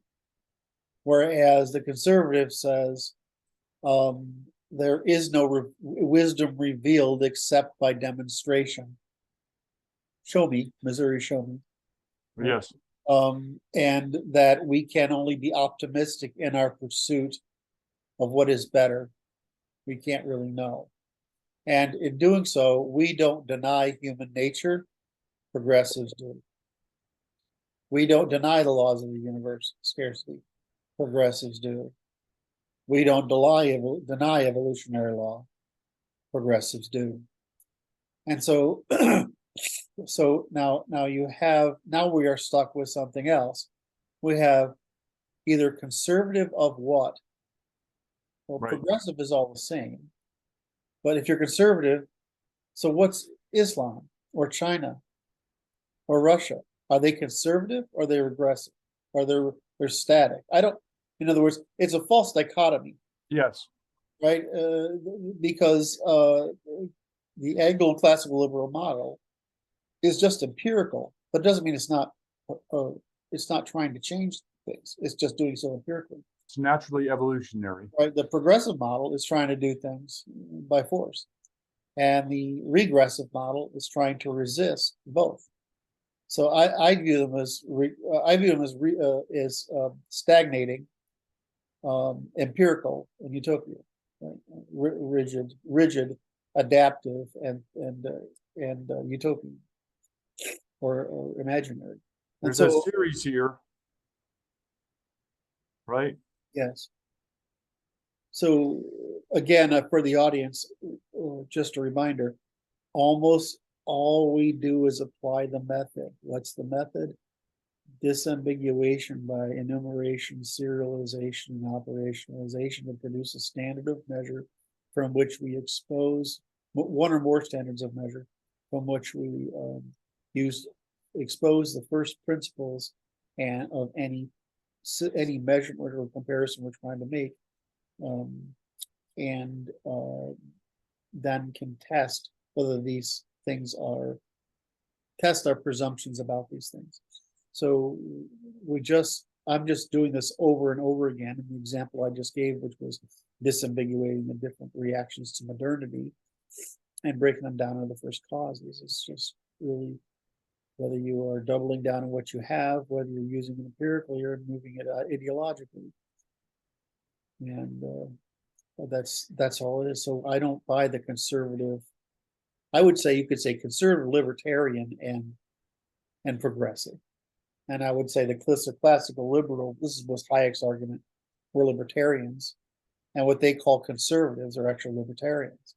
They're not conservative. They're just empirical. Whereas you could say conservatives are like the Chinese, the Russians, the Muslims, just trying to maintain or double down on prior state. Because freedom, liberalism, and utopianism, which is manipulation of the planet, whereas these are just different ways of addressing the future. It's one thing to say, "Oh, I'm going to create a fascist society for the next 60 years to raise my people out of poverty." Then I'm going to create a classical liberal monarchy, which is what we mean by America and UK if we had a king here instead of a president. In other words, if we had a constant king and a cabinet and a parliament like we do, or like the England does, and it's the same thing, and we'd have a rule of law monarchy. And then you would end up with what would appear as a social democracy through that process. Right, that's the natural path, which is a social democracy is just a monarchy with rule of law with heavy redistribution. A classical liberal state is a rule of law monarchy with classical liberal institutions trying to create a majority middle class, and an authoritarian monarchy or a fascism with under rule of law. With a limited participatory government, which is a mixed economy, is an attempt to produce the circumstances where you can build a middle class economy from which can eventually emerge a socially democratic. So you have to, I don't know, what I'm saying sounds like profoundly obvious to me, but I guess it's not that you have It's totally not obvious. and that to produce that monarchy, you need a military, and a military has to be a nationalist military that's built of a militia. This is important because if you have a militia, that means that the guys who join that are now, once they are in the military and out of the military, invested in maintaining the progress of motion toward the fascist state, which can produce the middle class state, which can produce a social democratic state. So why does society succeed and fail in joining modernity? Well, China has a fucking Red Army, and the Europeans all had microstates with militia-based armies because we couldn't afford anything else. So of course we got there, and those places that didn't have it have a harder time. Amazing, India did it at all. If it wasn't for the British, I wonder if India could have. Boy, that's going to make some good Indian people pissed off, me saying that. That was a hat tip. So anyway, to me, that's really obvious, but I guess it's not that. It's useful to articulate it, I think. So anyway, so that's the comment on Lindsay is he's not necessarily wrong because he's trying to get a point It's across. incompletely articulated. But it's incompletely articulated, and it kind of bothered me now, so listening to it. Well, we just did some couple of good sections there today. We've covered a couple of good topics. Yes. I'm looking at your face, and I wonder You're if going to mention Mr. Armstrong. Okay. But we don't have to do that at this time because it may take a bit. Why, you want to get a fresh coffee or something? I think so. I think we take a little break. All right.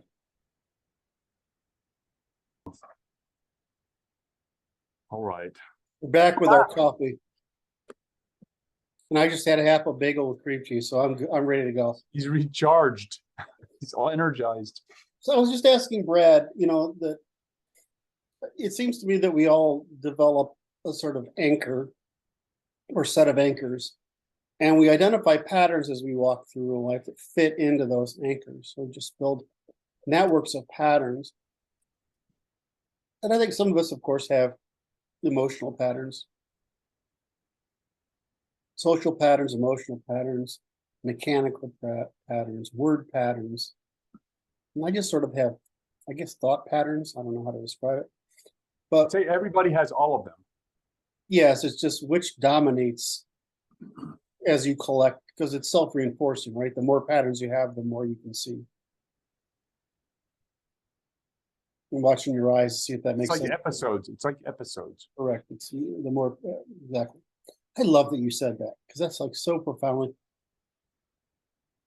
If you could get like 3/4 of AI researchers to just realize what you just said and how important it is, we would have solved AI. We would solve AI much faster. It's the same thing with, sorry if I got to make this tangent, but IBM just came out with a new improved algorithm for trimming neural networks. In other words, and I'm like, just stop building them backwards, right? And so if you got to have all these processors calculating all these things, but why don't you do it like people do, which is like each neuron just can only track so many 10,000 connections or whatever it is, right? And then it does its own calculating, right? So you need the problem is you need many millions of tiny cores, right? That have limited address ranges, which is the layers. And I don't know why they call it neuromorphic computing, but I don't know why that is so fucking hard to understand, that your algorithm is only exacerbating the problem. Your algorithm is only exacerbating the problem of not solving the correct problem, underlying problem, which is that the neurons can only track so many addresses, and that they're capable of feeding forward, right? And also persisting. In other words, they identify a pattern of 3 or 4 in a row, and it's also possible to keep that connection open over time, over frequencies. Then you wouldn't need these fucking algorithms. I understand them, but they break my brain, right? And I'm like, why are you doing this? This is like mathy stuff, and the universe isn't mathy. It's computational. Right. Anyway, so I took a little divergence there. I'm apologizing. Are you ready? Are you back again? We're back to the patterns. And so I was trying to figure out, asking Brad, because I'm working through this, is I was thinking, well, how much of the way I perceive the world is due to just anchoring on these sort of first principles for some reason, because I definitely have since I was little. Is it if for some reason I recognize a first principle at a scale? I don't know why, but it's like it just punches me right in the face when I see a first principle. Right? But how much of it is starting programming at 16? Now it's like I realize kids start programming even earlier today, but I mean, 16 when I started programming at 16 was like the earliest you could, right? And then because well, the point I was trying to get to with Brad, and he was pushing back, because when you look at the computer, they don't feel anything, they don't think anything. They're just little machines doing lots of little decisions really, really fast. And I was thinking, well, why is it so easy for me to visualize people as bots? Is that from my natural inclination as a child, or is it due to, 45 years of programming, right? I mean, it seems like it's. But it disturbs you at the same time. Well, I would like to, there's an answer in there, and because I can't disambiguate my memory that well, I mean, because it gets conflated over time. Right. I just want to know that answer, because the reason I want to know that answer is so I can help other people see just how bot-like people are.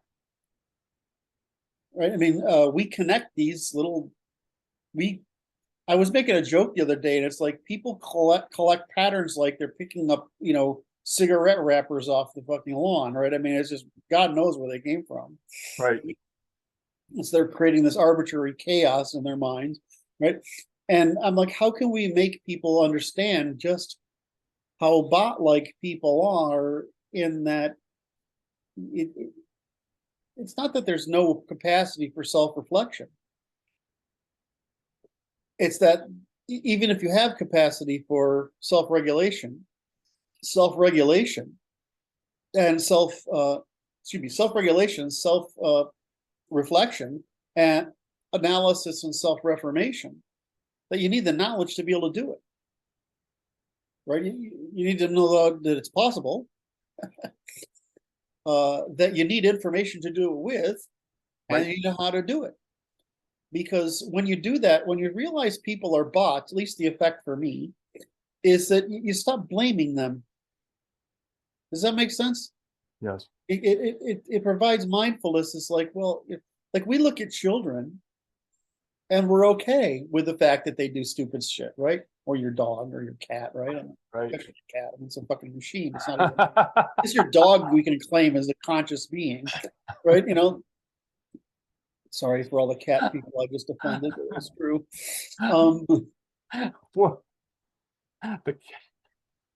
the cat lady group is going to be all in arms. Well, you know why they like cats. Why do women like cats and men like dogs? Go back. What's the first principles difference between men and women? It's responsibility. A cat doesn't require much responsibility at all, and a dog requires a lot. So why do you think we have fucking cat ladies? It's just obvious, right? I mean, you got to feed them, but you don't, Oh and they my. give, right? So, but a dog's a pain in the ass. You got to train it and keep it from doing all. So, when they clean up, anyway. So the first principles again. So what was I? God damn it! You're on the you're able to see people as bots, and you're trying to figure out how to make other people be able to do it too. Right, because what you've noticed, and thank you, what we've noticed in our lifetime. God damn it! I'm like Kurt's anchor. I just reeling him in a little bit. It's like lost. I feel like such a sped right now. Anyway, so I lost it again. You're going to help people see people as Right. bots. Okay. So the problem is remember, I mean, you're old enough to remember this when computers started to become available, right? Yeah, Right. And there were some people that just couldn't imagine how this thing was to work this thing, yeah. right? It's the grandma syndrome, It's like, right? But my grandmother died at what, 96?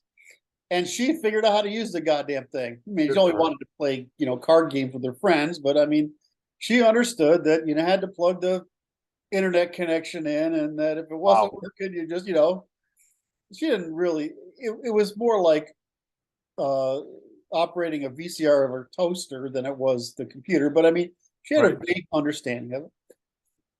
And my mother, on the other hand, becomes quite skilled as well, although she can't remember her passwords, which is right. got to be very, very funny to me. I don't know why.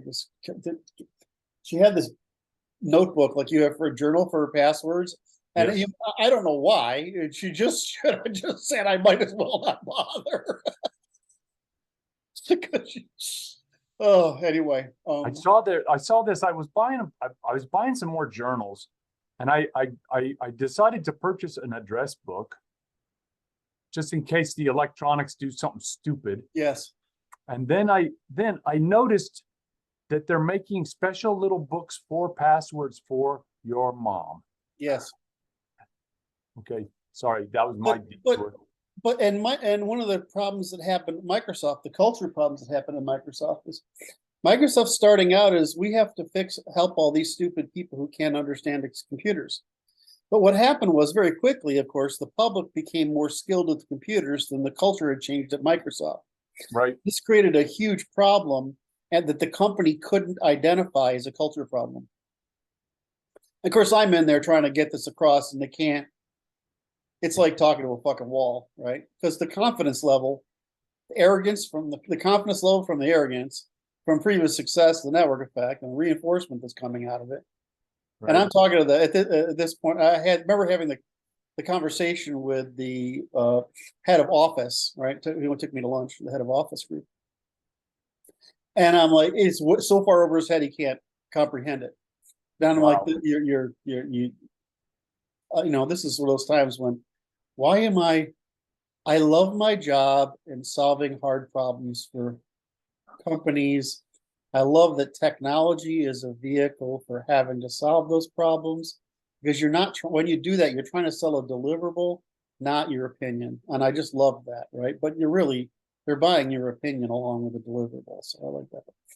But when you realize how futile it is to get some organizations to change, because it's the change is even the subject matter is incomprehensible to them. Wow. It's very frustrating. He went off and fucked up Nokia afterwards. So, I mean, he obviously is a fucking idiot in the first place, which is what was my judgment at the time. And I can say that now because he has no influence over my revenue streams. Anyway. So you're helping people figure out how to see other people as bots. Right, because so you were going through this, like I said, so you go through history and you watch that the public adapts to the ability to understand a computer to the point now where our kids like, no, you have to do that because it doesn't understand. Right? We have lost track of how big a leap it was. Oh yeah. For people to do that, right? It was a profound leap that took about 30 years. Yeah. Yeah, and now it's like, well, people are making fun of their kids know better about their gadgets than they do, right? Yeah. But the leap it took to essentially sympathize with a computer. Yes. Right? And for enough people to understand what programming is, to understand something, that there's a thing to empathize with. Well, so I think that if that's the case, then it can't be that difficult to make people understand that just as the computer doesn't know, this is important, it doesn't know what to do, or it doesn't know you want that, to get that to the person without assuming the person should know or want that. In other words, why can't we make now that we've got the model of, Yes. right, of the computer, can't we move the population to understanding that most people are bots? I think it's a very straightforward problem. Okay. And I don't think I think it will take time.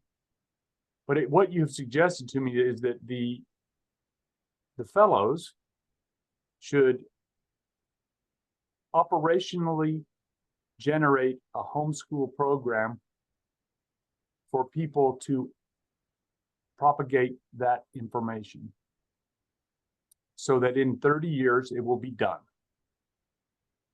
Generalized information. So the jumping ahead, the implication is that a theory of incentives isn't sufficient without an understanding of the necessity of knowledge to make informed decisions. And then without the fact that there's a distribution of cognitive distribution of time, labor, time and labor. So the first one, incentives are easy, knowledge is harder, time and labor is harder because it's, when you're an adult, it's easy to look at, well, infants are subhuman, right? Toddlers have potential to become human. By the time they're 11, maybe you got partway there, right? And by the time they're 14, they might be able to think straight. And, by the time they're 25, so the problem is we look at that as an age thing, but we don't realize that's also a knowledge thing. It's a developmental process. Right. And so what we want to do is we want to assume we're average and everybody's like us. Yes. And therefore should agree with us. When if you look at people as bots with these things, you realize that people aren't really evil. They just do the best they can. Well, that is a graceful way to say it. That's right. They just do the best they can. That's all they can possibly do. And the real problem for them, the people who want to do better, is in a world where most stuff is false or dishonest. Right, or the false incentives are perverse. Right, they cause you to do things that don't develop you. Right, and worse, that what it happens is even if you're well intentioned, how do you know the difference between the scumbag, in other words, the shyster, and the saint? How do you know the difference? You can't. You can't. You have to distinguish it by virtue of your pattern recognition functions that we were talking about earlier, which is you have to decide which is true and which is false, right, and learn by hard knocks. Yeah, but that's the problem. It's really fucking hard. And it's one thing to say we learn by hard knocks for people like you and me who, people like us. It's just, I have a hard knock. Okay, I think about it. I understand it. I adapt to it. Right, but that's not, that's not what normal people need help getting through. Yes. Yeah, so it's like that is part, yes. And so my concern is, so I was teasing about the chicks are into the RDC chicks. Come on, I got to play with crystals and crystals and rings and the lots of rings, the purple hair and the tattoos and the bangly bits and the often displaying too much flesh in the wrong circumstances. Right. I mean, impulse problems. Well, I mean, they just want attention. Impulse control problems, I should say. Right. Well, I mean, when it's hot women, it's kind of enjoyable. That's why I said I'm not knocking the fact that, I mean, women with poor self-control may have other virtues that we can take advantage of. I can only imagine. So but I'm using this archetype for a reason, right? This yes. Right, is if you believe in horoscopes and fortune tellers and numerology or prophecy or crystals or energy, or what's the one that you have different spots on your body where there's different energies, chakras and yeah, that kind of shit. All right, right. Although I got to tell you, here's the goofy part. The chakra thing is that different you know this, autonomic responses produce different sensations in different part of the body, like warming. yes, So yes. I mean, okay, well, you know, I can understand that that isn't coming out of nowhere. It's not bullshit. It's well, It's based on some first Right. principles. right, and there is some minor change in behavior based on the testosterone cycle about which month you're born in. Now it doesn't. It's minor, but it does show up, right? So that's not based on utter bullshit either, right? I mean, but everything derived from it is bullshit. Does that make sense? It's like extrapolation. Right. So it's like what I say. I'm going to use this as an example. Is if you tell me that those lessons in our myths, whether they be Greek myths or Semitic myths, they're actually true. Those I don't think it gets much more sophisticated than Aesop's fables myself, right? But if you want to put it in more elaborate circumstances, you can go to the Semitic. And if you want to go to even more elaborate circumstances, you go to the Chinese, right? If you want to go all the way to the most elaborate circumstance, you go to European philosophy. Okay, fine. Right. But that's the lesson is the truth. The question is, what is derivable? Right. And so this is my problem when I say measurement problem is the problem, which is that unless it's constructed from first principles, you can't tell that anything is deducible, inducible, or abductible or guessable from whatever that first principle is. What you're saying is that it's simply not operation. It's not scalable is the right answer. In other words, you can't derive from it. Like you could mix two different sayings from the different literatures and you can be right. But can you convert that into an operational statement, I think is what you mean, right? You probably can, but it's way fucking complicated, right? But my problem is fundamentalism, which is say, well, this is true, and therefore we can use this as a logical deduction of that, which logical. No, you can't because it's based on this. You know what I mean? So the problem is it's not. You can't use logic on parable. You can only use. In other words, it's a matching problem. Is this one of those? Yes. Is it also one of those? Yes. But you can't go invent a logic behind it. The church tried, and honestly, that I was kind of inspired by how long it took and how hard they worked at it, and that it actually, and in the end, worked. But let's flip that around and say it took a lot of people, a lot of centuries to get back to natural law. But see, you were talking about Shakespeare today, right? So you can see a guy sitting down to attempt to be the next Shakespeare, right? And it just reminds me of this saying, which is like just another monkey in the room with a typewriter. Yes, exactly. Just hard effing problem. Right, but it's like eventually you do get an Aquinas out of the game. Exactly, and it's the argument of why do you get the Beethovens, because it takes 3 generations of trying. Why do you get an Einstein? Because of 3 generations of Europeans before him. Right. That's because it's the same thing with me. How do you get my work? It's because the Hayek and the other guys were Popper and other was the previous generation, and then we had the generation of I don't want to go through all the people, but the Turings and the Chomskys and the and the Cricks, the Watson Cricks, and everybody else. I was like, well, I mean, you add to that as the internet is as great a revolution and information distribution as was printing. So I'm like, of course it's going to happen here, right? It's going to happen, and so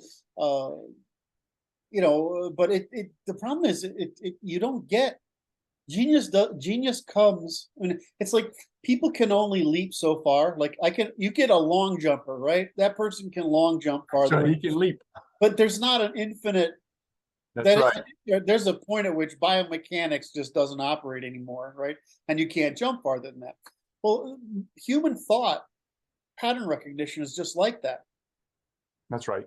right? You can only jump so far in pattern recognition. So the problem is producing enough neural connectivity on enough related patterns that you can see the jump to the next section, the next revolution. That's right. And so that's why it takes, like, the argument is it takes 800 years to cook a philosopher. It's right. This is awesome. There's my Chinese martial arts teacher. He said it takes 20 years to grow a good tree. It takes 50 years to grow a good man. Yes. Okay. Well, it takes 800 years to grow a good philosopher, Yeah. which that's interesting. It's like this time scale, and it's transgenerational, which is quite interesting. In the middle there, it takes 3 generations to produce an excellence in an innovation in a field. Right? That's what it seems to take, because it actually takes that much work to develop enough incremental processes to eliminate enough negative space to be able to identify a positive space. And it just, it's like, well, would there be dendrites? The dendrites. Just dendrites. It's so depressing. I know. Doesn't depress me though, Kurt.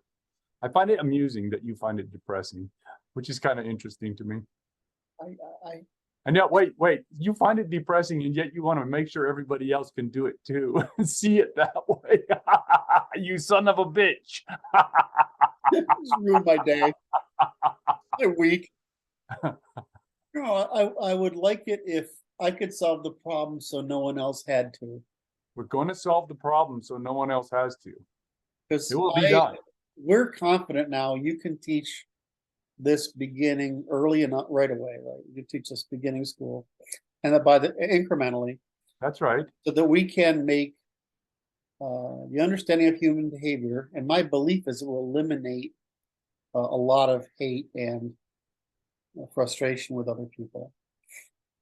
Yes. Because now we've explained why people vary, because it's evolutionarily necessary. And besides, hot, easy, impulsive chicks are fun. That was for the 8th grade boys out there paying attention. Good boys. Precisely the level of my maturity. That's excellent. And I intend to hold on to that 8th grade sensibility as long as possible. That's right. That's right. It doesn't get better. No, that's as good as it gets, brother. That's actually true. It doesn't get better than 8th grade. Oh my, that's true. Oh. So it is development to agency is what the goal is here, and we have to raise a generation. It's going to take a generation to get this on a good foundation, because there's an insufficient number of people that are understanding what is actually occurring here, and we have to raise a generation to cause them to transform the world into the proper mode. Mm-hmm. Probably needs to be Spartan in its origin. Well, we know the evolutionary cycle is military to state to economy to society. Right? We know that's the progress, because that's what it has to be, because the basic problem is developing trust, and trust can only form through empirical evidence of habituation of behaviors. So, military, state, economy. What was the third, fourth? I say society, but society. Okay. You have to build it out. Yeah, I guess I don't know how to. Yeah, I guess you can look at it both ways, can't you? Yes. Well, I mean, but everybody did that. Aristocracy, polity, economy, culture. Everybody did that, right? You had to. So I mean, it's nothing.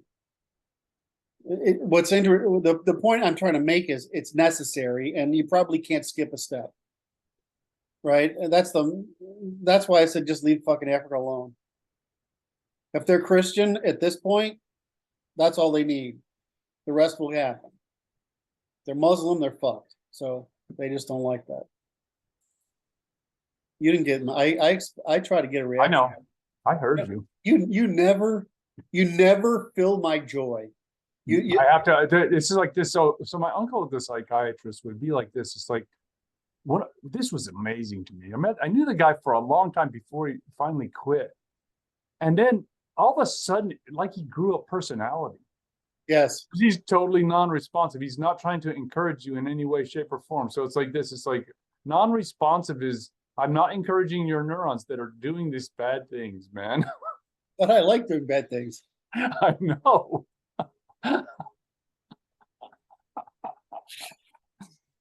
You're not I a know. very, I caught the impulse. I just caught it with that. Oop. you're not a very good enabler. Not at all. It's all very good, man.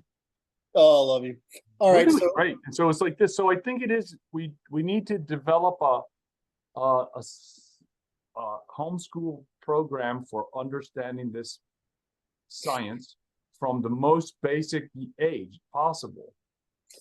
I think what they all want is they want a full problem. The problem is no full curriculum for their children. I think the problem is that nobody can conceive that such a thing as we're talking about is possible, right? Which, in other words, so they're trying to produce it by an intersection of different disciplines. Whereas if we give them this, then they have the science of it that forms the skeleton on which to build all their. Right. So my theory is that to create a teach it as a science to everybody as just a class, and teach it to the people who create the curriculums as an educational process to educate those who would educate. Mm-hmm. It's just textbook sales at every age.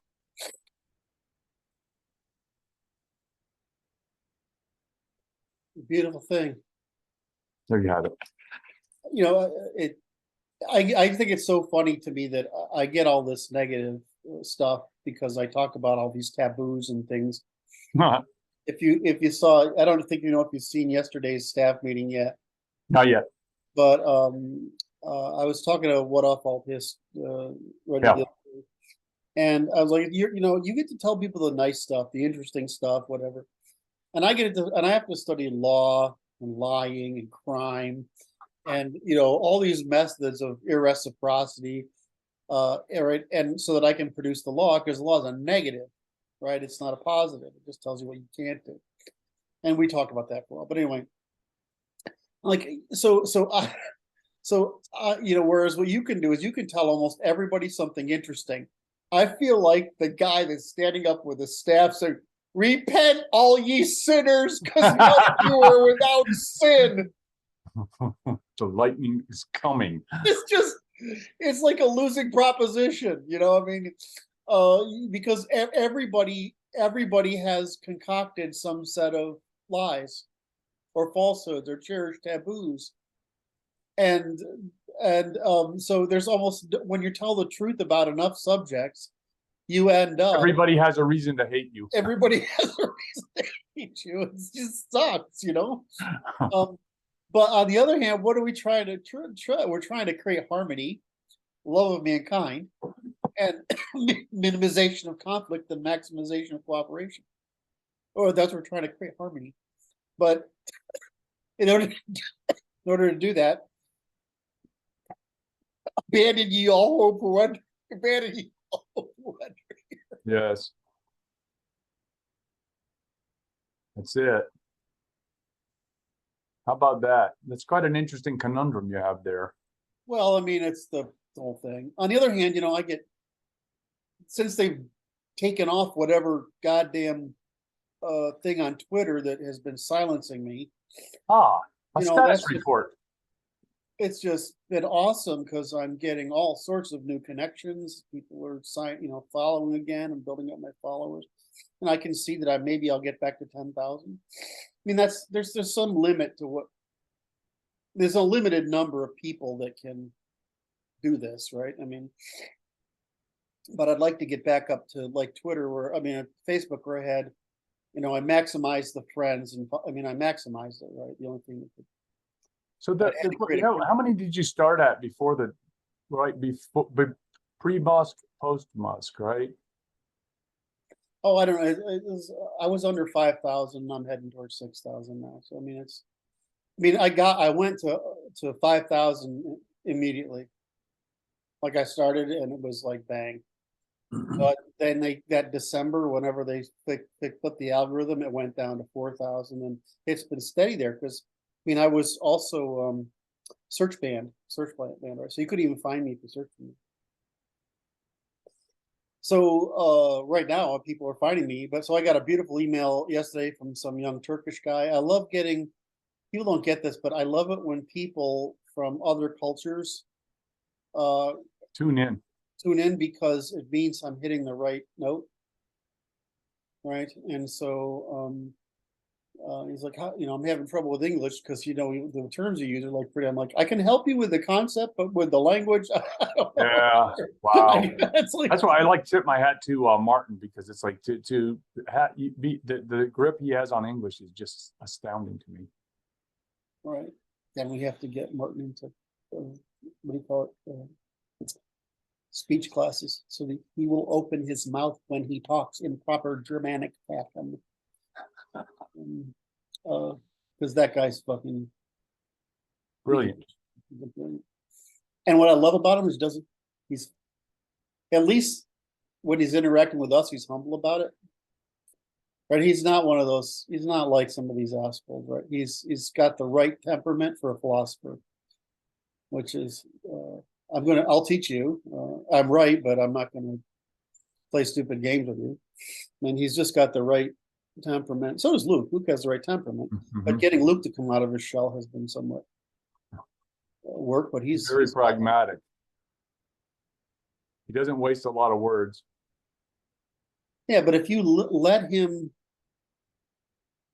in other words, you prompt him, you will get Yes. amazing stuff out of that fucking guy, right? I mean, it's just amazing. With Eli, you always get something amazing, but it's always wrapped in so much humor. It's kind of hard to see that the guy's a fucking genius, right? It's humor, sarcasm, irony, insult. I mean, he's just got this incredibly dense bundle of sarcasm wrapped around a bit of wisdom that's profound, and sort of like he's like the you know, comedian version of Socrates. It just kills me. Well, we're in Brandon, you know, Brandon's also come out a little bit of his shell a little bit, and he's just like, he'll go off on something. The problem is I'm very disciplined about making stepping stones. And I've had to become disciplined about making stepping stones. But Brandon just jumps whole fucking, you know, 5 leaps ahead, right? And so it's sometimes I feel like I have to like, well, can you just explain that, because nobody's gonna fucking get that, which is great because it's role reversal, right? Right. I mean, it means that I'm not the one jumping 5 leaps ahead, right? That's good. And doing it. So and then I don't want to mention guys who aren't Right. publicly demonstrate. In other words, they are public members of it. But I mean, we have these 5 or 6 other guys that are just phenomenal. I mean, one of them he's going to be as good as me. Absolutely. Martin will be as good or better than I am, and this guy's going to be as good or better than I am. And what I like about most of the others is they just worked hard, and so they've proven you can. They didn't come to it with all the right educational background in math and economics and physics and whatever. They just sensed it was right, something was right, and they worked at it. And the shit that's coming out of fucking those guys is, I'm just floored. So we're proving we can do it. And then I can't even track Martin's channel, right? I mean, because there's you know, 400, 500 guys in there. All, you know, I can't. And I get they tend to make me upset. So that's where you're free to vent. Does that make sense? Okay, so it's a wild It's west. a little bit Wild West, and I'm like, you know, and so of course I can't control my impulse to say, you know, masturbating is okay in private, but we're trying to solve a hard problem here, and that's the wrong answer. Martin's right. He's running the gymnasium for these guys, and if Martin and I disagree, It's just a training facility, and it's a little Right. it's a little sweaty and stinky. And yeah, then that's what it needs to be. Fine. So Yeah. I don't go over there unless they mention me. But with our hard part, which you and I have been working on for a year and a half now, is can we make people get it? Well, now we're down to thinking we can make a homeschool curriculum, and you can certainly teach this most of this as a high school class, so that I'm like, it'll never get below grad school. That's where I started out. It'll never get below grad school, and I was wrong. Thankfully, Well, that's you beating me with a stick. now it just drips. Drips. Drips. Why does it frequently feel like being beaten with a stick? That's because you're sensitive. Anyway, so we were going to talk. So we ended that subject now. Yeah, we have. Yes, So- we were gonna talk about Mr. Armstrong. Okay. Martin Armstrong, for everybody. He has a blog that I'm just for the audience, that armstrongeconomics.com. He produces commentary every day. He's a famous computer AI guy and a trader. So trading finance, international finance, and he's very well known and force to be reckoned with. But we were talking about him this week as well a little bit.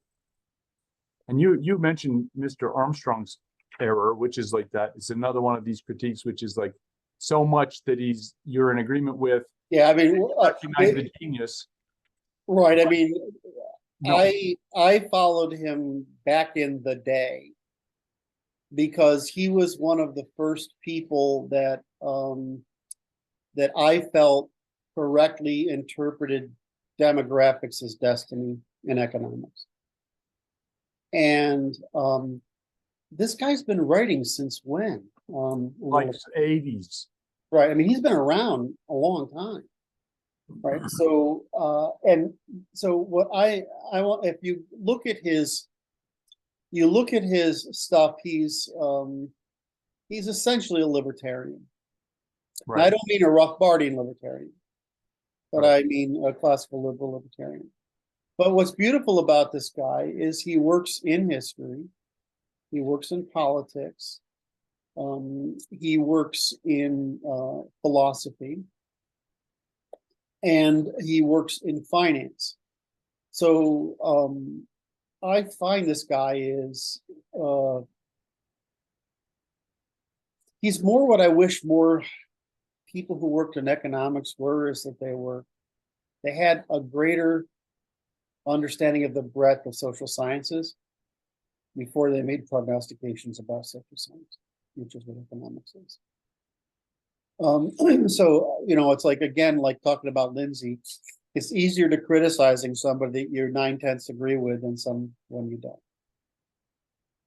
So, have I covered that? Have I covered that a lot well enough to? You covered the agreement part. It's like, what's it? Where is the part that you would adjust, that you recognize as weakness in his analysis? Well, he's a libertarian. Okay, that's not self-evident what that means. What that means is that libertarianism is a middle class philosophy, and as Rothbard envisioned it, in other words, the classical liberal model is an aristocratic upper middle class philosophy, which says that we can use the economy to govern more than we in the past used morality, because Adam Smith tried to show us they produce the same results. But if I say that Marxism is a lower class philosophy, libertarian is a middle class philosophy, and neoconservatism, these are all three branches of Jewish thought, is a upper middle class philosophy, in other words, or a credentialist philosophy. Then those statements would be true. And so what I detect when I'm reading our good friend here is a little too much bias in favor of the financial sector. And I would reduce it to the statement. I'm trying to get you back on my screen. Zoom changed the freaking icon yesterday, so now I can't find it. Honest to Pete. I mean, just, who thought of that? Whose idea was that? They changed it from like the big bold symbol to like a blue background with the word Zoom in very tiny letters. Like it looks like 4-point letters on my freaking screen. So I'm like, this is pointless. How the hell am I going to find that?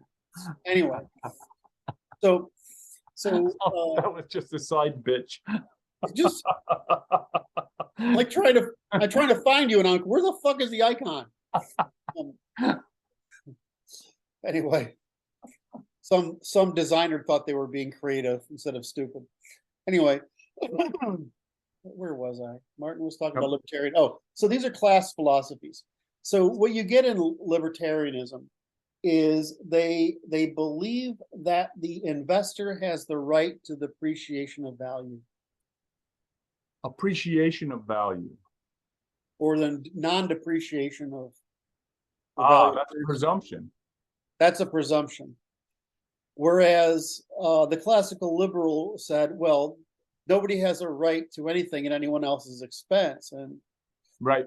If appreciation is a rent, whereas and if you're gaining appreciation at the producer's expense, you're not contributing to production. If instead if the same thing is saying, if I invest in consumer credit at interest, I'm not contributing to production. I'm only contributing to the consumption by charging a rent for it when it's actually federal money is distracted. So my problem with Armstrong, excuse me, and I was going to take that to the third model. So I gave consumer credit, but if I go to investment that's backed up by the state, I'm socializing my losses with the state, by the people. Yes. And if I invest in capital gains from appreciation of stock, depends on who contributed to the higher price of the good. Is that consumer? This is the unsettled one. But if I actually invest in a company and I appreciate the value of the company through contributing value, in other words, through making value, regardless of the stock price. In other words, the stock price is only available at the time of sale or from dividends, then there's no rent seeking at all. The problem is that's the only condition under which there's no rent seeking. And so my problem with the investors is they believe that they have a right to appreciation on when at the expense of the consumer and the entrepreneur and the consumer. I would make this argument here that in the case of consumer loans, that rent taking from the consumer loan industry is, or interest granted to the creditor in the consumer loan industry, is diminishing consumption. Okay, so you mean it's bad enough, right? Okay, so you're saying that disambiguating it into, there's actually two causes. One is that it's rent, and the second is it's also diminishing consumption. Well, I would say that diminishing consumption is the opposite of, it is not a consumptive function. I'm missing you then. It's like this: if I am inhibiting the consumers by taking interest on loans, I'm cutting the amount of consumption that they can engage in. The interest does. Yeah. Borrowing accelerates consumption. Yes. And the interest is a trade-off. Well, in business, you want that because it's an information thing. In other words, Yeah. right? But in the consumption, it's not, especially when we're borrowing from the economy itself, which is paid Yes. for by the consumer. We're in So, agreement. so we okay. I just want to make sure. I thought you were saying either or, rather you meant both, and I got it. Okay, I got it. Okay.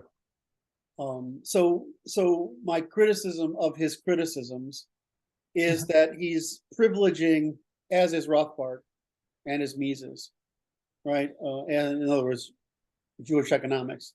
They are privileging the investor at the expense of the polity. The classical liberals' ambition is to produce goods for the polity, not the investor. And the investor is merely the worker who brings it about. Does that make sense? In other words, investors are workers like anybody else, but they don't have any special privileges to appreciation. So this goes back to when we say reciprocity. Or, I mean, now we don't cover Right. this. Early on, I covered this every day, right? But what's the test of reciprocity? Is productive, fully informed, warranted, voluntary transfer of demonstrated interest, free of externalization upon the demonstrated of others and within limits of liability and restitutability. That's right. That's reciprocity. Now, the problem is the first one. Productive. Is it productive? It's not, it's extractive. So the problem is that what the libertarians are doing is they're trying to do what is preserve the ancestral use of extraction from the polity by privatization of the problems. So the problem, people say, well, there was this need for money, and so that we had usury in the Middle Ages was outlawed. The reason it's not so bad, it's not the usury, excuse me. There's three problems here. Borrowing money and repaying it is a good thing. Interest is questionable unless it's for production. And the problem is the asymmetry, given the rate of interest, and given the ability to collect by reappropriation, in other words, by seizing your assets. So if instead you would lose your investment if someone defaulted, but you couldn't collect their property, it wouldn't have been a problem. It's just that very few people would be able to borrow money, right? And they don't, and they'd have the condition that most people argue about, which is they will only lend you money when you don't need it. Well, it's not that you don't need it. It's just that when there's no risk. That's a misstatement. So what they do is they so close. Right. So what they do instead is they allow property seizure in the case of default, which is the problem. So that's how the Jewish baiting into hazard happened in the Middle Ages. They said we weren't allowed to own property. Well, no, you weren't allowed to bait people into the hazard of 300% interest, right? And then when they couldn't pay it, seize their property and then sell their property, which was worth more than the interest. So we weren't allowing you to scam people out of it, right? So that's the argument, which is what they did. And it's somewhat like the selling people into slavery. Well, your children have to bake so many cigarettes, but of course they never can get out of the cigarette trap, right? And the same thing with loan sharking, is that they charge an interest that means they never get out of the interest trap. So this is just the long-standing baiting into hazard. So the real problem is with all this, the lying is unfucking believable about baiting into hazard, right? I mean, and so this is a really simple question: is that there's just lending money. This is excuse me. I'm trying to actually get somewhere without jumping ahead too fast to lose it or losing the trail along the way. So let me summarize this way: is that baiting into hazard is such a lucrative way of stealing from other people.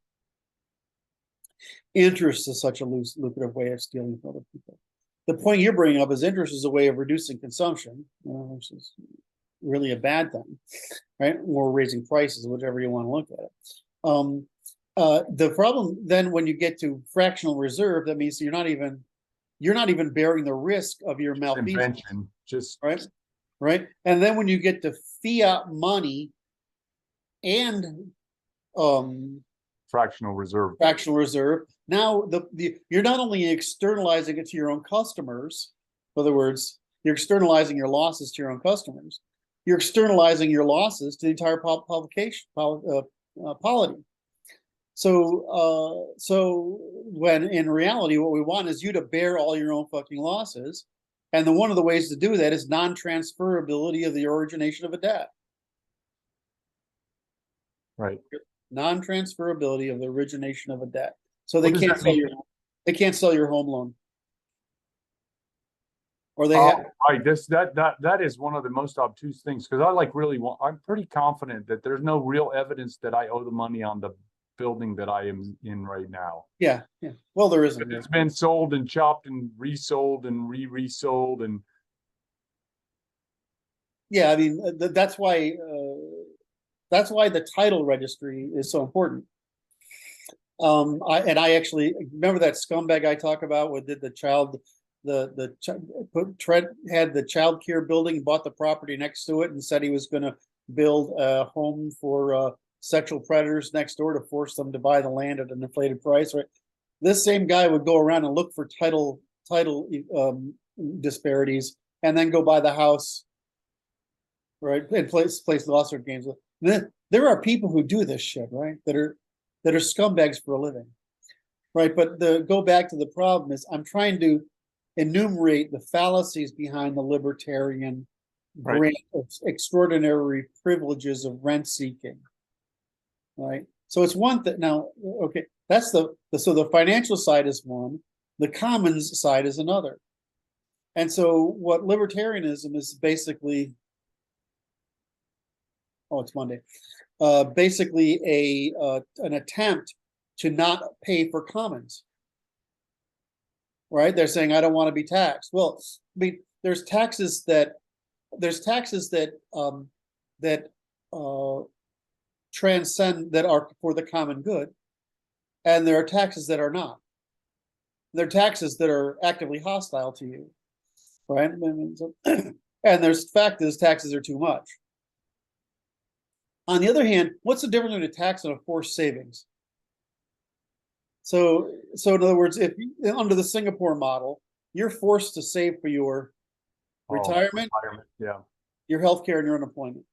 it looks the same. It looks the same, except it's not. The money's actually there, right? And the difference is that's the state requiring you insure yourself against dependence upon others. It's not redistribution, although there is redistribution involved, right? In other words, the state contributes heavily to these funds by the profits it makes from generating the market that you live in, right? Which is so if the government is generating a commission, it's important, a commission on the market that it's facilitating in the production of. Yes, that's not unjust ever. Right? I mean, your evasion of that commission is a theft. But libertarians don't want to do that. Well, the real answer is without natural law, we have no way of distinguishing whether a commons is a commons or something worse. Right? And so that's interesting. A rent, right? Right. I mean, there's a lot of rents in our and unlike the church, where your redistribution, right, your caretaking was dependent on your moral adherence. Yeah. There's no exchange happening. It's just the opposite. We're amplifying your responsibility.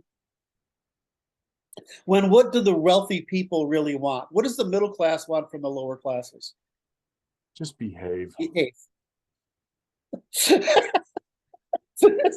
I'm glad I got that one right. I'm glad I got that one right. Because it's so complicated. It's so not. Look, behaving means don't fuck up anything that would affect the market. Except that all the things you want to do, right, are all that your impulses are all naturally market destructive. And so what is the first institution of responsibility production is the family. So you can be responsible for yourself, but the first institution, corporation, is a family. And after that, it's a small business, and it's a business, then it's an enterprise, and it's an industry, then it's a region, and then it's a state. So don't interfere with the production of the markets, which make it so that everything for each of us costs less.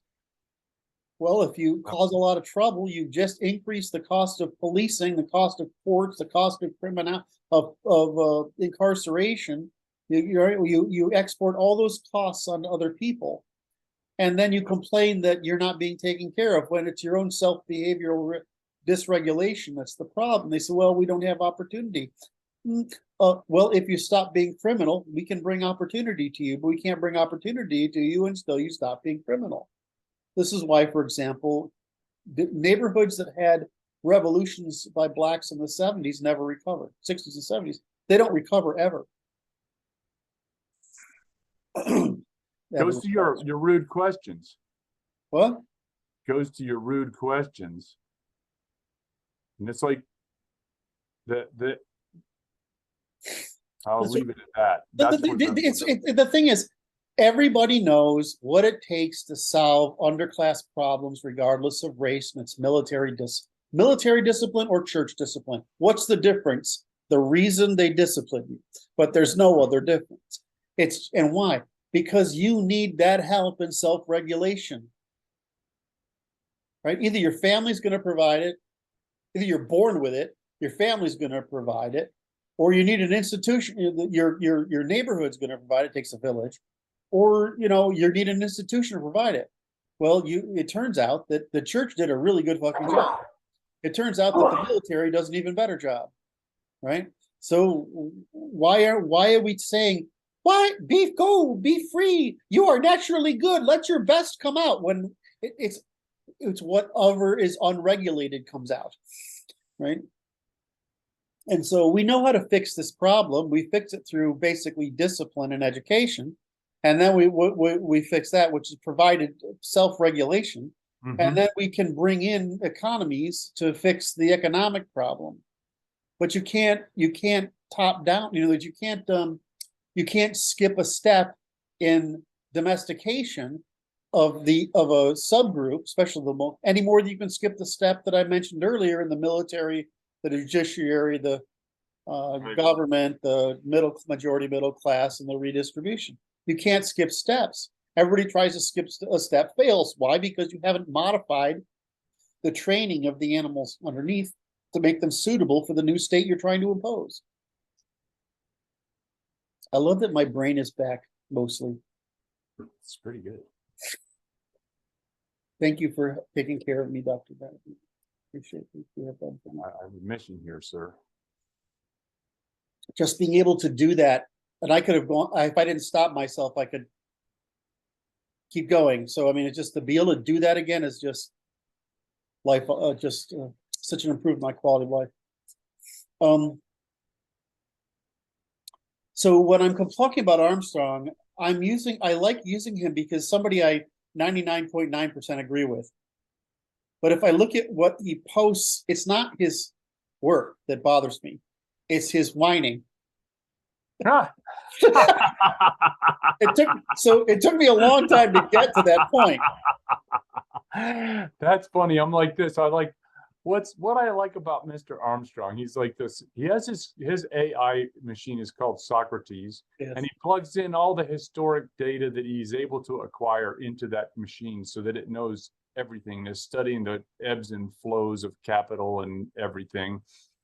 And he goes, if it's my opinion, you don't have to believe it. It's just me making noise because I'm just a biased individual. And it's like, if Socrates says it, it's cut in stone, which is this, it's cut in stone. It's like, he said in his youth, he used to be more energetic and he tried to make it wrong by forceful action. He's like, it can't be done because it's predictive. It's deterministic.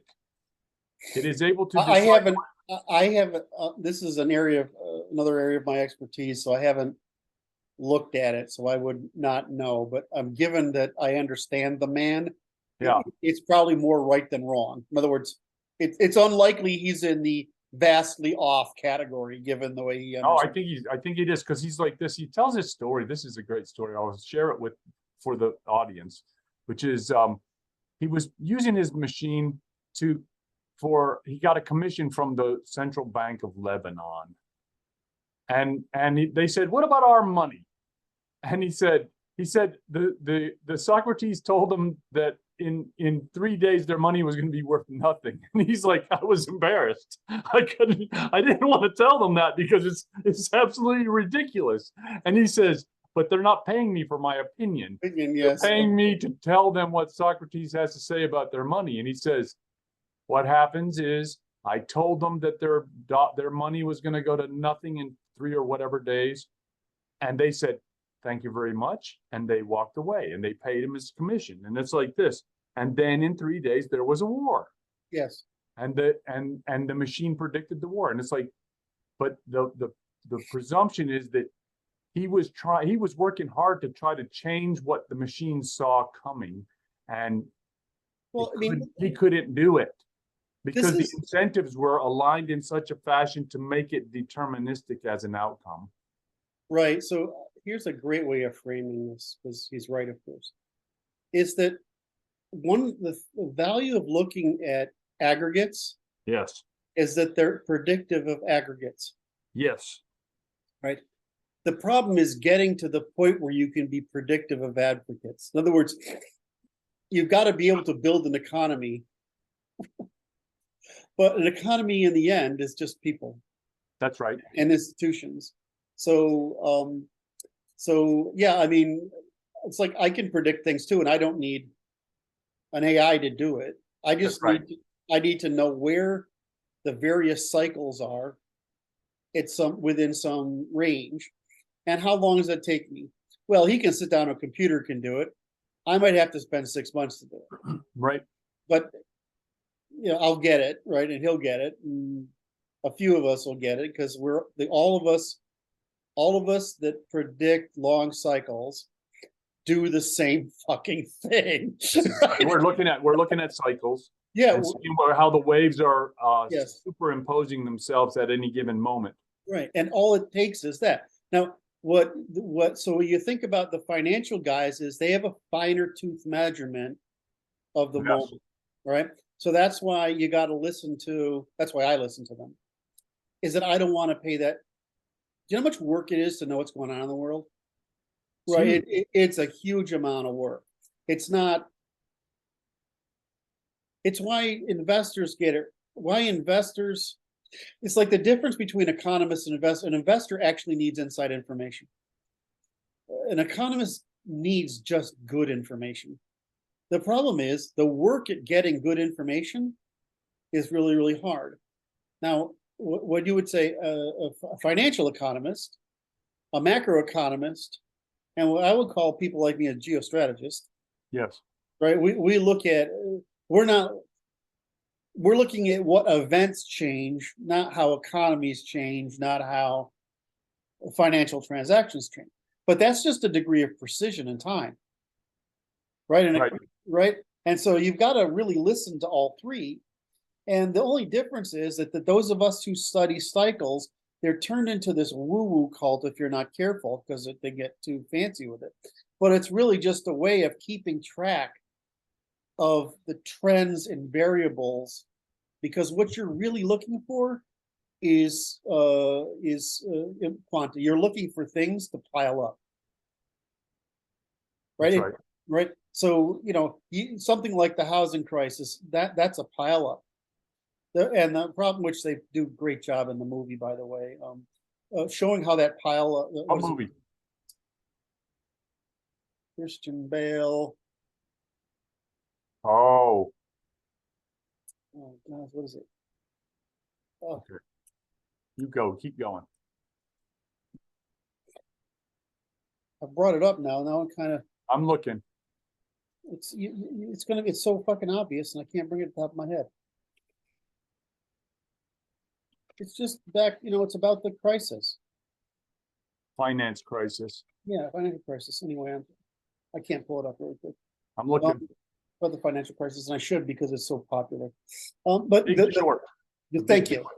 Well, I mean, that's really accurate. But the disturbing thing, the like about the truth of it is, it doesn't sit there and tell you it's this vast conspiracy. It says that people actually have no clue what they're fucking doing. And I had No, it's just incentives are aligning in such a fashion that there's just a wave coming and it's triggers it. one of my followers who'd just gotten a job at a very popular bank back in before I was well known. Infamous is the word you're looking for there. Yeah, infamous. But this is back when I was just working in, like in the libertarian sphere, the Mises Institute and whatever, right? This person called me up and said, Kurt, do you realize I'm in here and I've just realized they actually don't understand what they're doing. Everybody understands their place in a process. Yes. But they don't understand what's happening. And I always say, if it fooled fucking Greenspan, right? There's Greenspan's not an idiot. He's a fucking smart guy, and he's an operationalist. He looks at how industries work as a whole, right down to who's picking the cotton. Right. So if it fooled Greenspan, right, it's not there's no way it's not going to fool the people in the bank. Everybody else. Right. And so the problem is that those of us that were complaining, and I'm nobody, right? I'm nobody. The people that were complaining, I'm happy. I'm happy to be nobody. I'll run my business, make my money.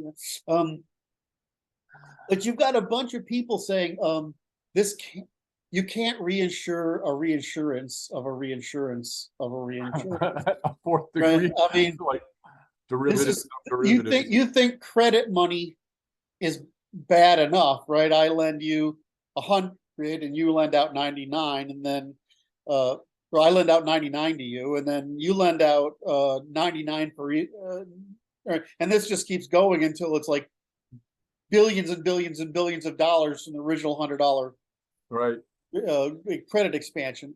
And it's like, well, it's not the original $100 that matters. It's the chain, it's not even a chain, it's the web of instruments that will fail because of this. And so, I was sitting back there saying, this is, and people would argue with me, and I'm like, I don't know how you can't get this. Let me explain how this works. And, it's the same thing with Microsoft guys saying, well, Microsoft stock has been going up and up and up, and I've got it in my margin account, and look this. I'm like, you're going to lose every fucking cent you have. Right? Oh no, and these smart guys are telling me they're not smarter than I am. I'm sorry, they're popular. There's a big difference between popular. They're way more popular than Kurt is. Yeah. They're more popular than I am, but they're not smarter than I am. Sorry, it's not going to happen. So, anyway. Which is kind of an interesting form of baiting into hazard, right? It's just an error. Right. It's an believe it. That's why we have to protect against it, because people don't even know they're doing it. At least some of them do, obviously. I don't know how you can be the head of Goldman Sachs and not get that. Those guys were smart. They were creating instruments that they were shorting at the same time. I'm like, dude, that's an admission of guilt as far as I'm concerned. Well, that's the problem, is that you need inside information to play the game. And what is I don't mean inside information in the sense of you need to know what Tim Cook is thinking. You need to understand where the money is, because that's just as good as knowing what Tim Cook is thinking. That's right. Right. And so once you have all that information, you have just such an advantage that's why you invest in funds, is because you can't get access to the information they can, because you can't observe it. Now, the truth is today, if you can afford a Bloomberg terminal, it's amazing what you can do, but 90% of the people who buy that independently are morons conducting the trading game that don't realize they're just hitting a string of luck, which is what Taleb says. They're not particularly smart. Or the guys who tried to argue with me about the cryptocurrency thing, which of course is now proving me right fucking again. So there was a radiologist that I was sitting with when I was a medical student, and he was like this. I'm trying to be a radiologist, and this radiologist, he's like, he's like he's talking about retiring, because he's like, I'm making so much money trading that I'm making more money trading than I am being a doctor. And I'm like, that would have been right about 2000. Well, it's okay. Here's what I tell people. If you're trading and you've made a gain, put 50 to 70% of the gain away, Yeah. right? But don't keep compounding your trade capacity, because what it's, so in other words, divide your risk. But I mean, if that other stuff over there isn't somewhere like, that's not going Oh, anywhere, right. You're not really you don't it's like you don't know you're a good man until you Yeah. die. You don't know you're a good you a good investor until there's a collapse, right? It's Right.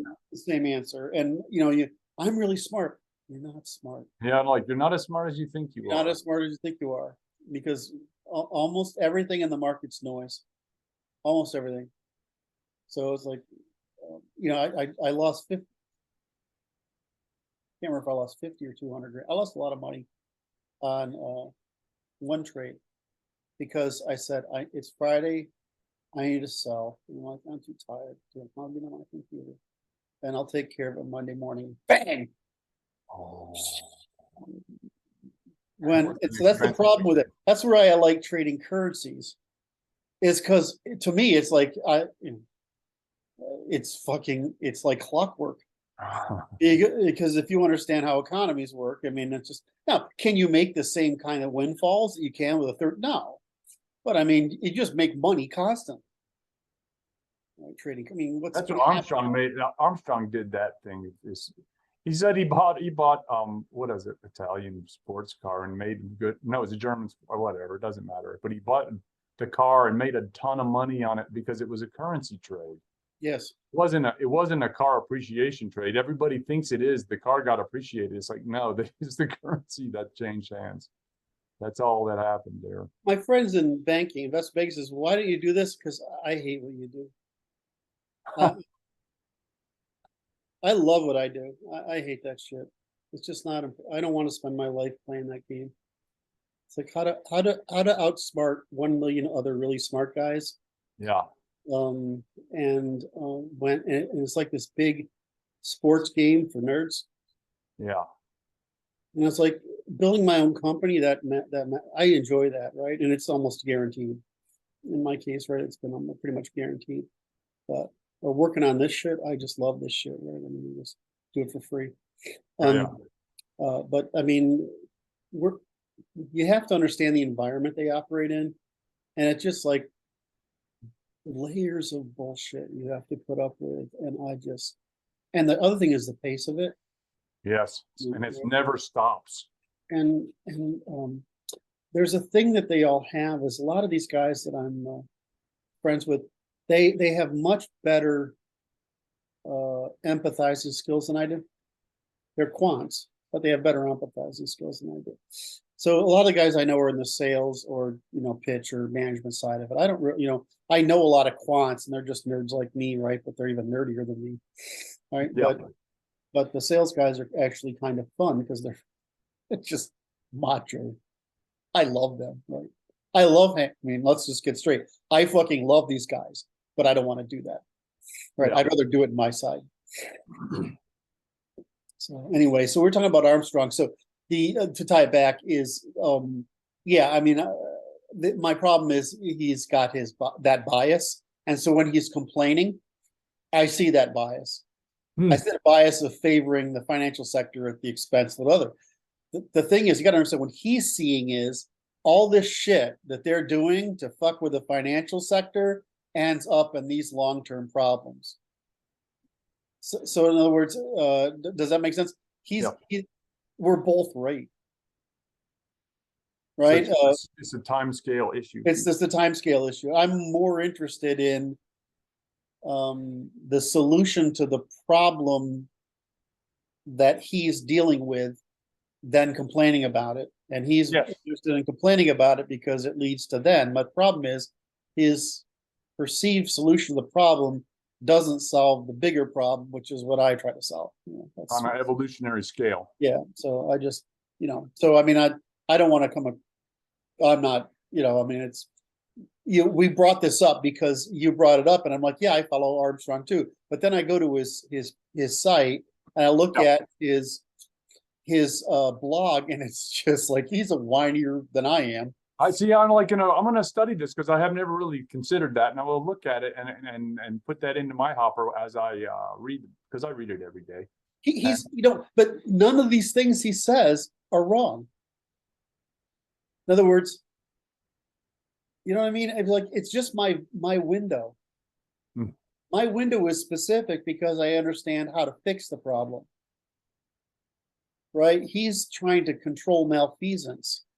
So I don't want to, I don't want to. No, that was a well said, and I think it was a fair interpretation. Your interpretation of Mr. Armstrong's blog. Fair enough, and I appreciate it because it gives me a insight and perhaps a more nuanced way to read it. Just kind of keep my eye out for that, because he'll admit that he's biased, and it's like I'm all interested in. I'm just interested in his opinions, and I watch it just because it's like he's got his own network of information. He's right. The question is what to do about it. Right. Right. So my answer was I have a better idea. My only answer was libertarians don't are right, but they don't know what to do about it. And my answer is we know what to do about it. That's the difference. And so I think this is another lesson, like we talked about Lindsay earlier. You can be right without being completely right. Right. So right? That you're mostly right. Yes. And it's like, but here in the middle, the accumulation point of all knowledge and human expression, this is where it's all right. Yes. Well, I mean, that's what we do. So we line up all the waves and we understand the cycles at all levels and condense it down to actionable operations.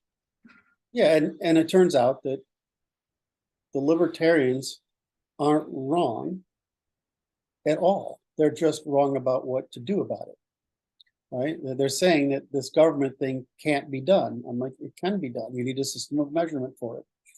Right? The system of measurement turns out to be possible. We can enumerate it and we can tie it back. That's the error in their right. thinking. And so they can't imagine it, or they have not imagined it, so they can't come to that conclusion. And so let me bring in Yarvin for the third dimension. Here's Curtis Yarvin. Or Yarvin, okay, yeah.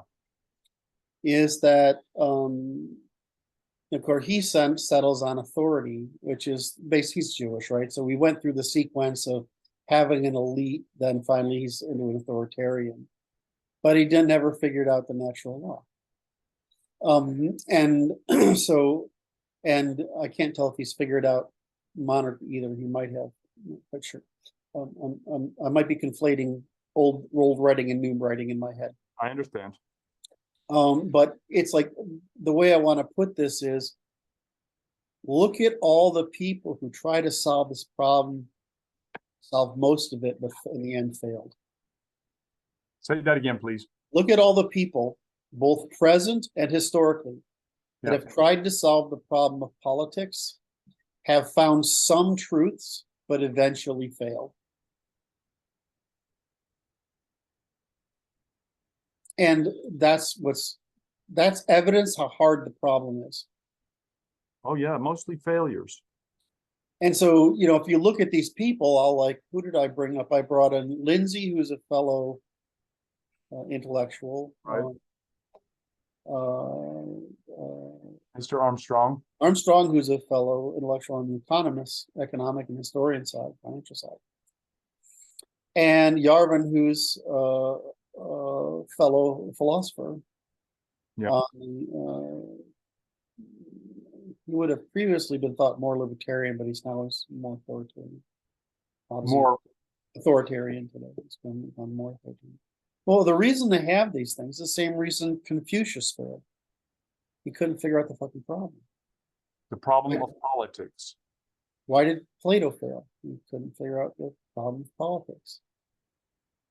So the Romans did a really good job, and they almost got there before they overreached. They got too big to be able to continue on their mission. The British pretty much figured it out because you get Hmm. Hobbs, Locke, and who's the other one? Smith. No, that's the next one. You get Hobbs, Locke, Smith, and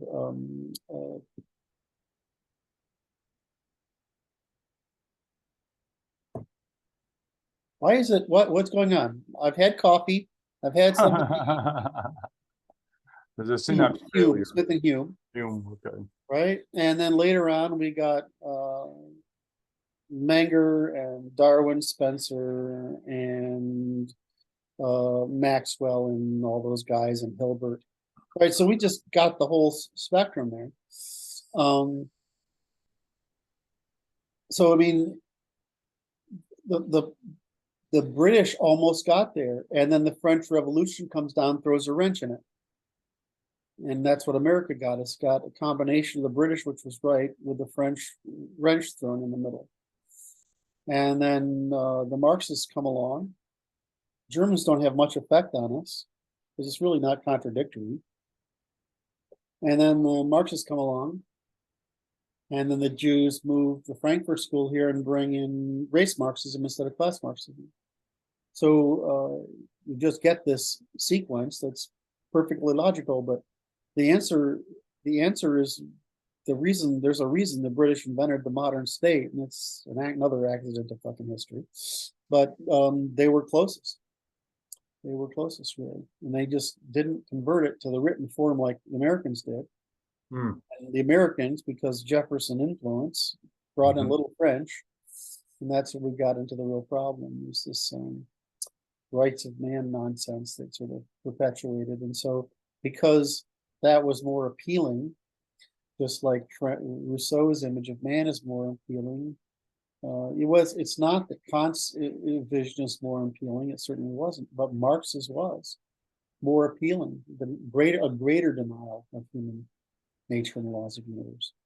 So, and moreover, where the French already killed off everybody, the Marxists set about doing what the French had done on a global scale, killing off the aristocracy and the middle class in order to create a new clerisy, which they've done. So now we have to go to, as we started out this discussion, Yes. we have to go to the court and solve this problem, or we have to solve it by war, because there's no way to move it through a legislature that's too afraid to address the issue and is too bought, it's too infected by to be able to bring it about.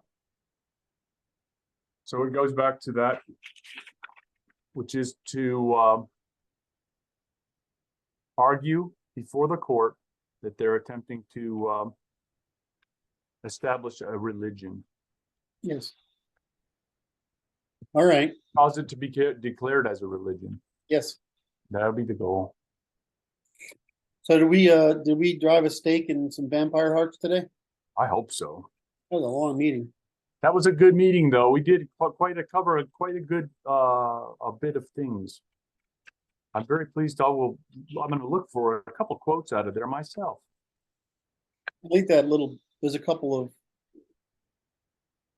at least the first two. There's some good series, and there's some excellent quotes to be pulled out of there. Yeah. Anyway. All right, so I'll see you tomorrow morning. Wonderful. Thank you, Love you, Kurt. brother. So stop recording. I'll stop recording? Yeah.